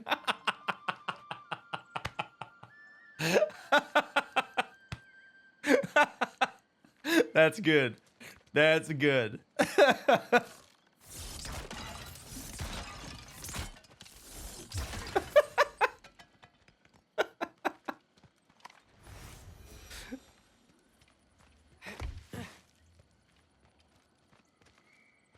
Oh. Yola can't get under that wall. Oh, don't worry. That's it. Come on, girl. She's packing brass knuckles? Can we just talk about that for a second? She's packing brass knuckles. Damn. Getting these ingredients, feeding your animals. You do this every day? If I don't, they'll die. Just seems like a lot for someone your age. Our age. Ooh. Right. Ooh. One of the last conversations I had with my father, he said he was sorry he couldn't protect me. That I'd have to grow up so fast. At least you got an apology. Dads have a way with words, huh?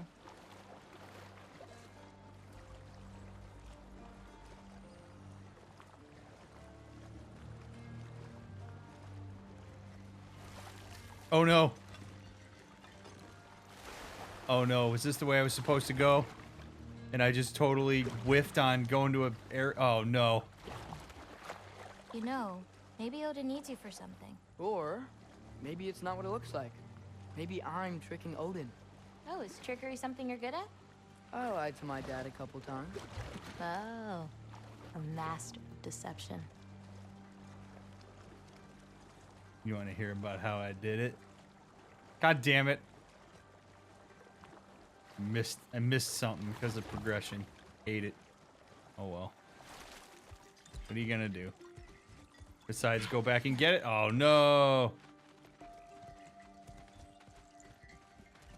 Green bulbs go here in this bucket. Okay. Hey, if I need to, like, fix my bow or something, can I? Of course. I've got supplies in my tool chest over there. By the way, I left something in the tool chest for you. I'll meet you over by Yala when you want to leave. Is it okay to hang out around here? As long as you want.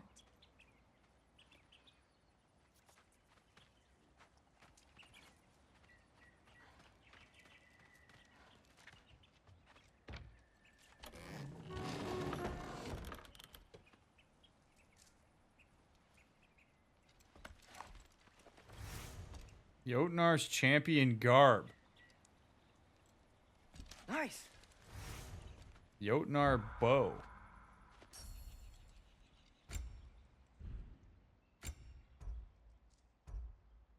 Increased status damage from runic arrows. A bow worthy of the Jotnar champion, but fit for Atreus. Well, why not? Okay. My dad's gonna be like, where'd you get this?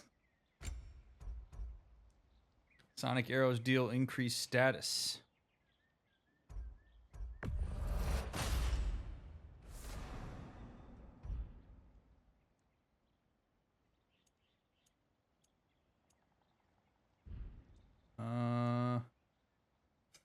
What about my... Okay, so wait a minute. What about my arm?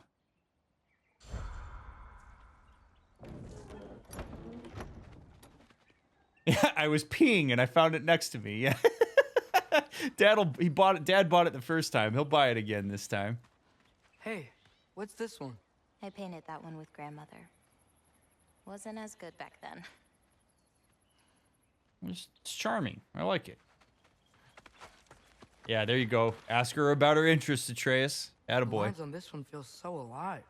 Oh, wow. It's quite the compliment. Yeah, I'm like totally into art.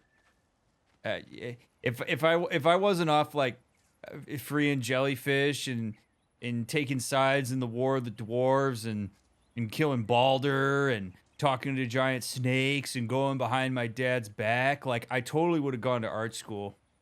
I really think I have an eye for it. Super into art. I get so into art that sometimes it makes me turn into a bear or a wolf. That's not even like a metaphor. Like literally happens. I'm not trying to say like I'm alpha or anything, but I mean I can be if that's what you're into. I really like what you did with the colors in this one. Oh, that dark blue pigment in the sky was really hard to nail down. Well, you clearly did. It's beautiful. Thank you. Attaboy, Atreus. Attaboy. Oh, that one's my favorite. I'm really proud of that one hand. Like, seriously. Look at it. No, yeah. It's amazing. Hands are so hard to draw. They really are. They're so hard to draw that I literally never do it.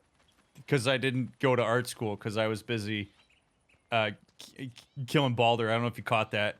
Getting Mimir out of a tree and freeing Tyr from prison. That's why I can't really draw hands. I just never really had the time. I'm just saying. And Gabota, earlier you said the Udengard can be disorienting. But what is it? You know Amir? The first of our people. He died a long time ago, right? Odin killed him. Yes. Odin destroyed everything that remained of him, save for one thing. His dreams. Odin couldn't touch those if he tried. And they are ours. Interesting. This one's covered up. Yeah, it's not ready for anyone's eyes. Except maybe Yala. You can't be that bad. Maybe I'll show it to you one day. But not today. So you're saying there's a chance? Hell yeah. Booyah. Only 3 colors? Where are the rest? That's all I need. I mix them to make the rest. Nice.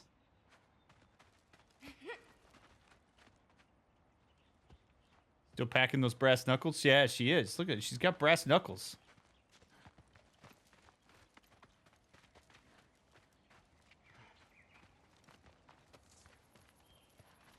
You ever kill these birds? Oh, I can't pull my arrows out.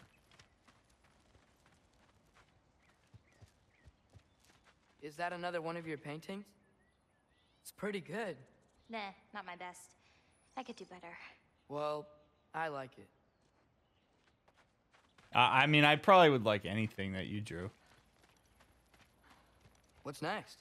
Well, now's when I usually harvest the Vis roots I mix with them. I mean, unless you still want to leave. No, I can stay. I want to stay. What does leave even mean? Yeah, why not? Let's do boring giant stuff.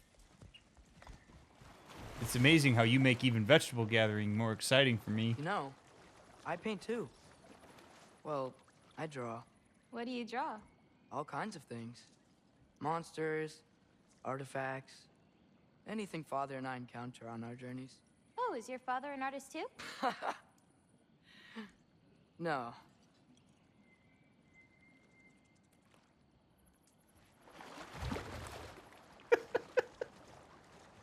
Notice how she has like no interest beyond that. I love it. Doesn't want to see it. Doesn't care. Yeah, I'm something of an artist myself.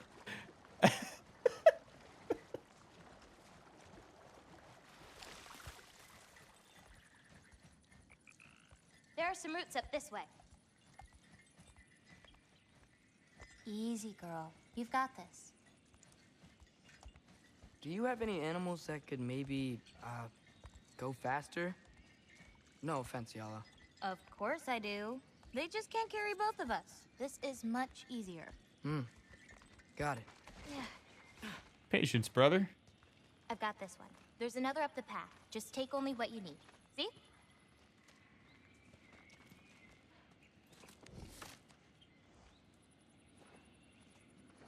Okay. Can do.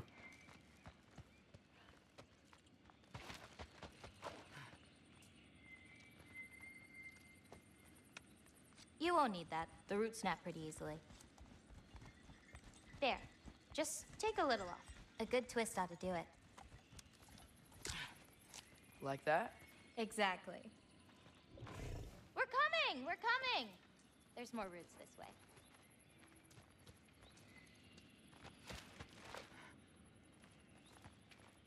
Lizard just chilling on that rock. Man. So many awesome models that just don't need to be in this game and are. Huh. She does. It's just, apart from me, the only other person she spent time with is... Truck! On the ridge!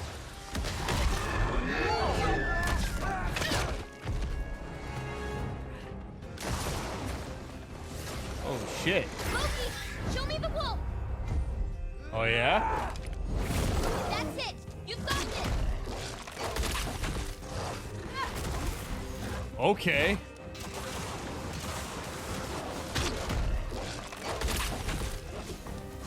Yeah, sure. Why not?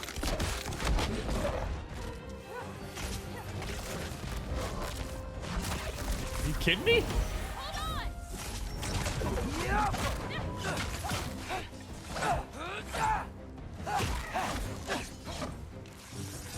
I've got you!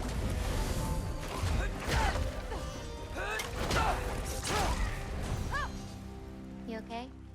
Feels weird when I change. Like, I'm not in control. Do you need to be? Yeah, kinda. Kind of the whole reason I'm here.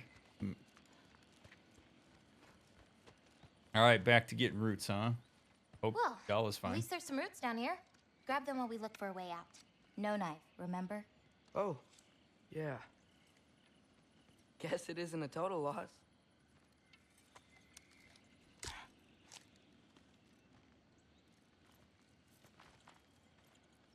Whoa! Oh boy. Alpha!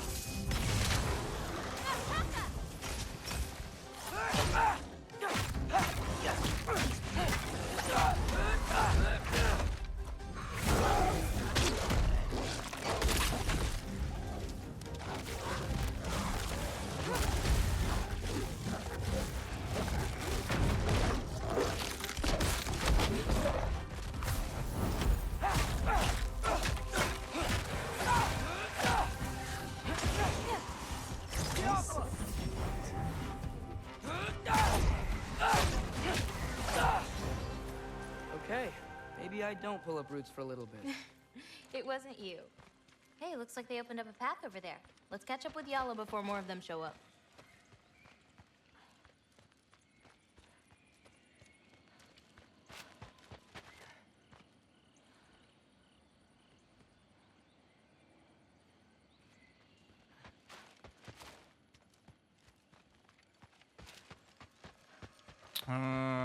Right.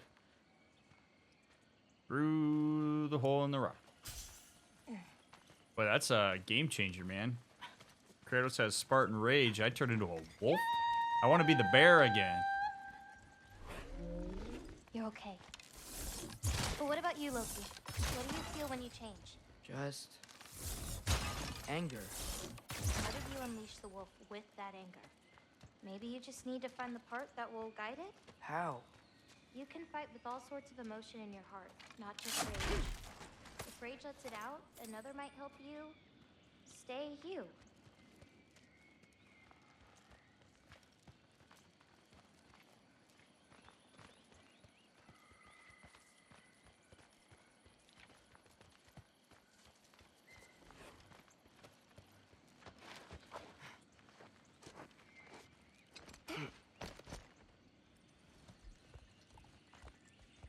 Up we go. Where does this bridge go? Hold on. You enjoyed that, didn't you? Maybe.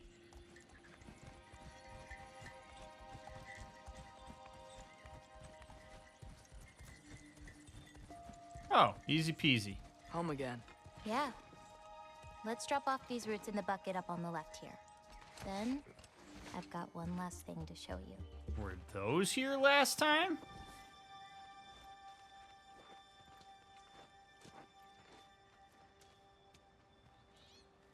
Those are cool.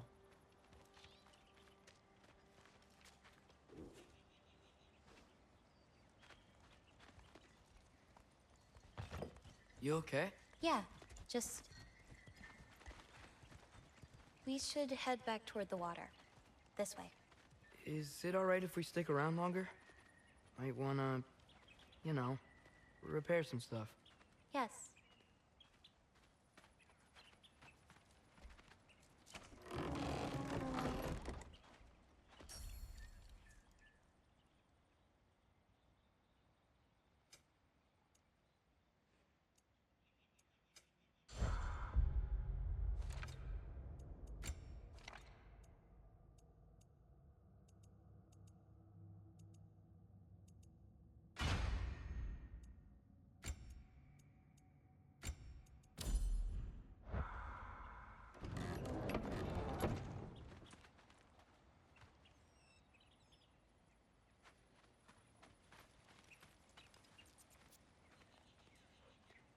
What's going on, Angerboda?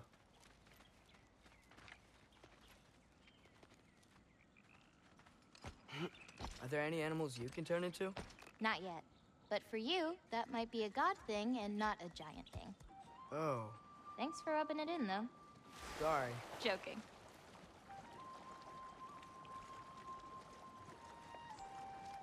Through the tunnel on the right, Yala. That's where we're headed.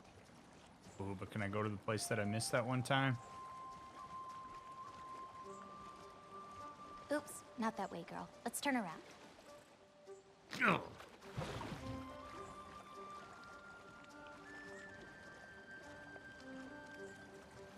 Huh. Head end. Oh. I really like that spell. It hides this place perfectly. Maybe that's why I couldn't sense any other giants when Father and I visited.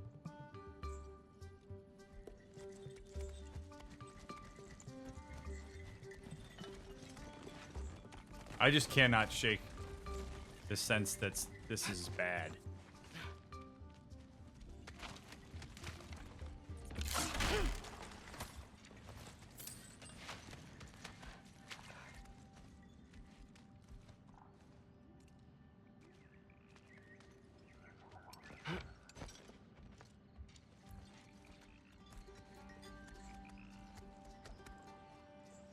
So, what's that soul in your mind? The what?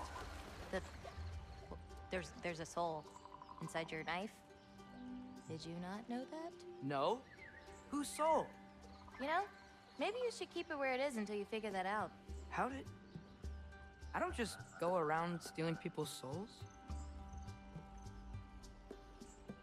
Let's get up on that outcrop. Y'all can swim around and meet us on the other side.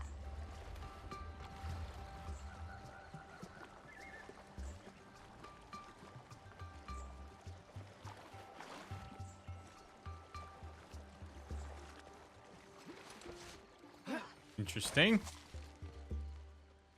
My initial reaction was Baldur, but that is quite literally a guess. Yala usually takes a while to get around. What you doing? Clears my mind. I try to see how many bounces I can get. You want to try? Looks easy enough. You just throw this right in the water. Yep. Oh. A little help? No, I think I got it. How about... one.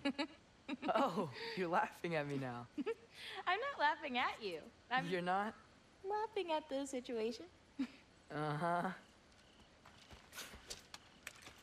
Okay, well, I might need a little help.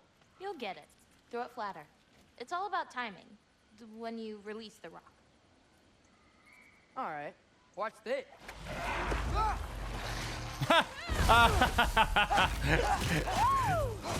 Chucks the rock at it. It does damage. Oh, it's so good.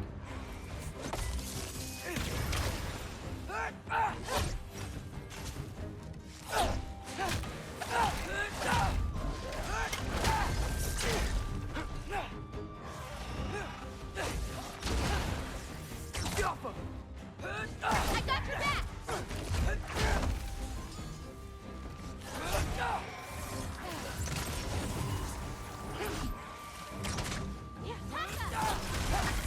Bring the wolf load, but under your control.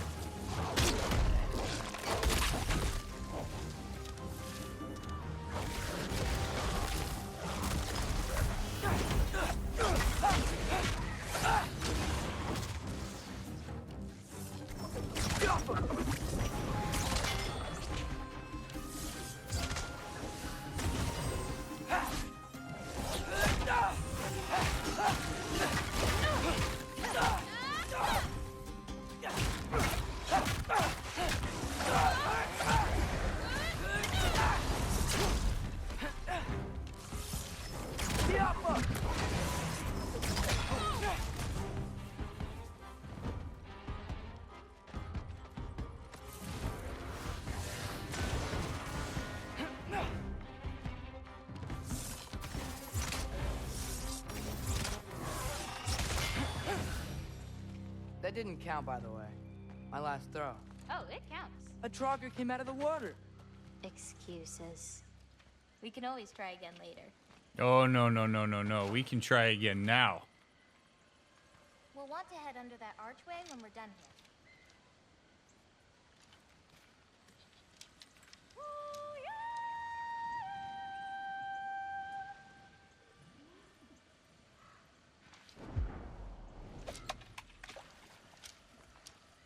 Nice one.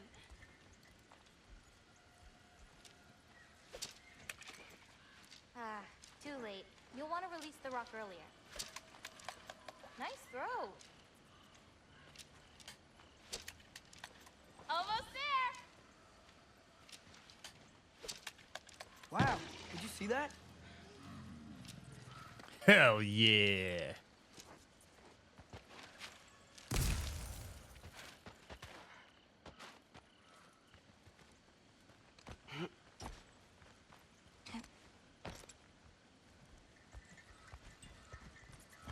Where are we going now? I have something for you. A gift, I guess? Should I be scared? No. I don't have anything for you. Didn't know you'd be here. I want to go up. Can I ask you something? Of course. Are we the only giants left? Sort of. It's complicated. I want to know. It'll be much easier to just show you. I promise. Yeah, but your boy needs to figure out how to get up to that chest.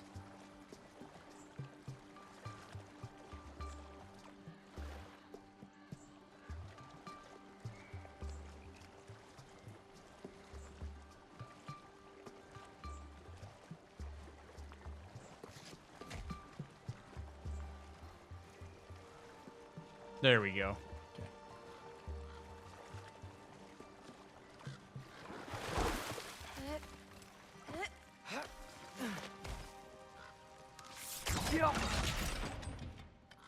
I hear a raven. Call me paranoid.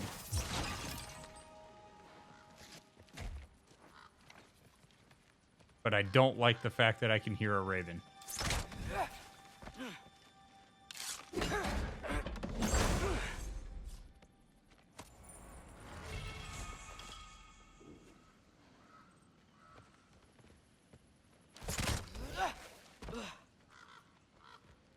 Yeah, see?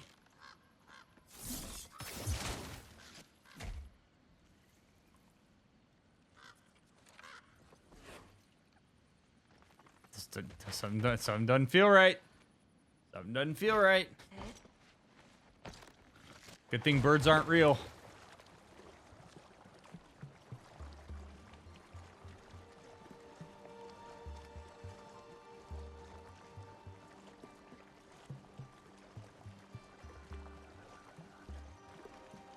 Well, what about my prophecy then? If it is true, what do you think I should do? Doesn't matter. There's no changing where you end up. You can try whatever you want to avoid it, but it'll happen anyway. You're telling me nobody has ever changed their fate? Ever? I mean, sure, maybe some details change, but the endpoint remains the same. It's better to walk your path than to struggle against it.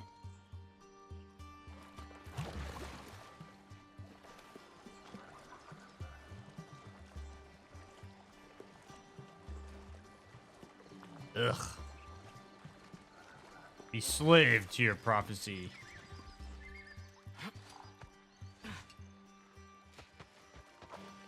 Got another one. Aisla will enjoy that one. She's always so hungry. There's a wolf here in Jotunheim named Aisla. According to Angerboda, she's the hungry one of the pack. I get it. Everyone's got a hungry friend. Fen was such a good eater whenever we would get him some fresh deer. After all Angerboda's been through, I can see how comforting it is taking care of these animals like she does. Like it's simple, but meaningful.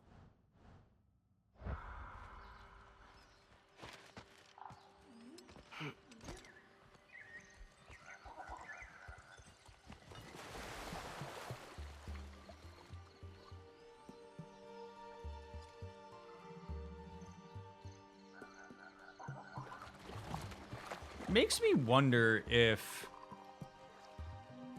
I have no way of knowing this. It's just like a curiosity that I have about this of, like, is there a possibility that Kratos actually knows this?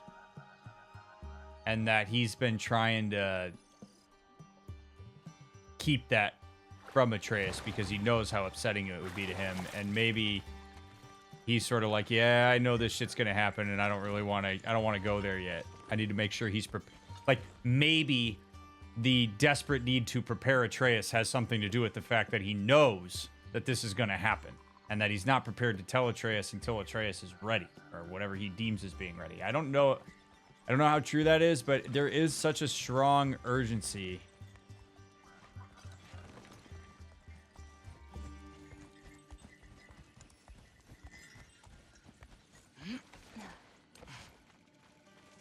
What's that? A lift. We'll have to leave Yala for a bit. We're heading upward. Kratos saw the panel at the end of the last game. Phaedra, right. So, yeah, so that's what I mean. Like, I guess like that. So the hypothesis, I guess, stands firm of like, Kratos knows that this is going to happen. So, and he would know that it would be distressing to Atreus to see it, and he needs Atreus to be ready.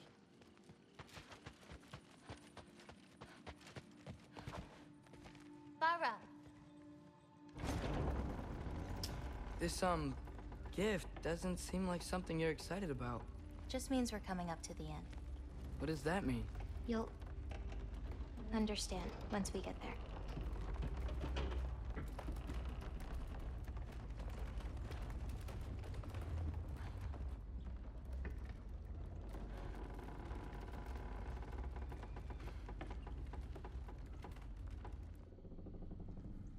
Now, time to hold up my end of the prophecy. Follow me.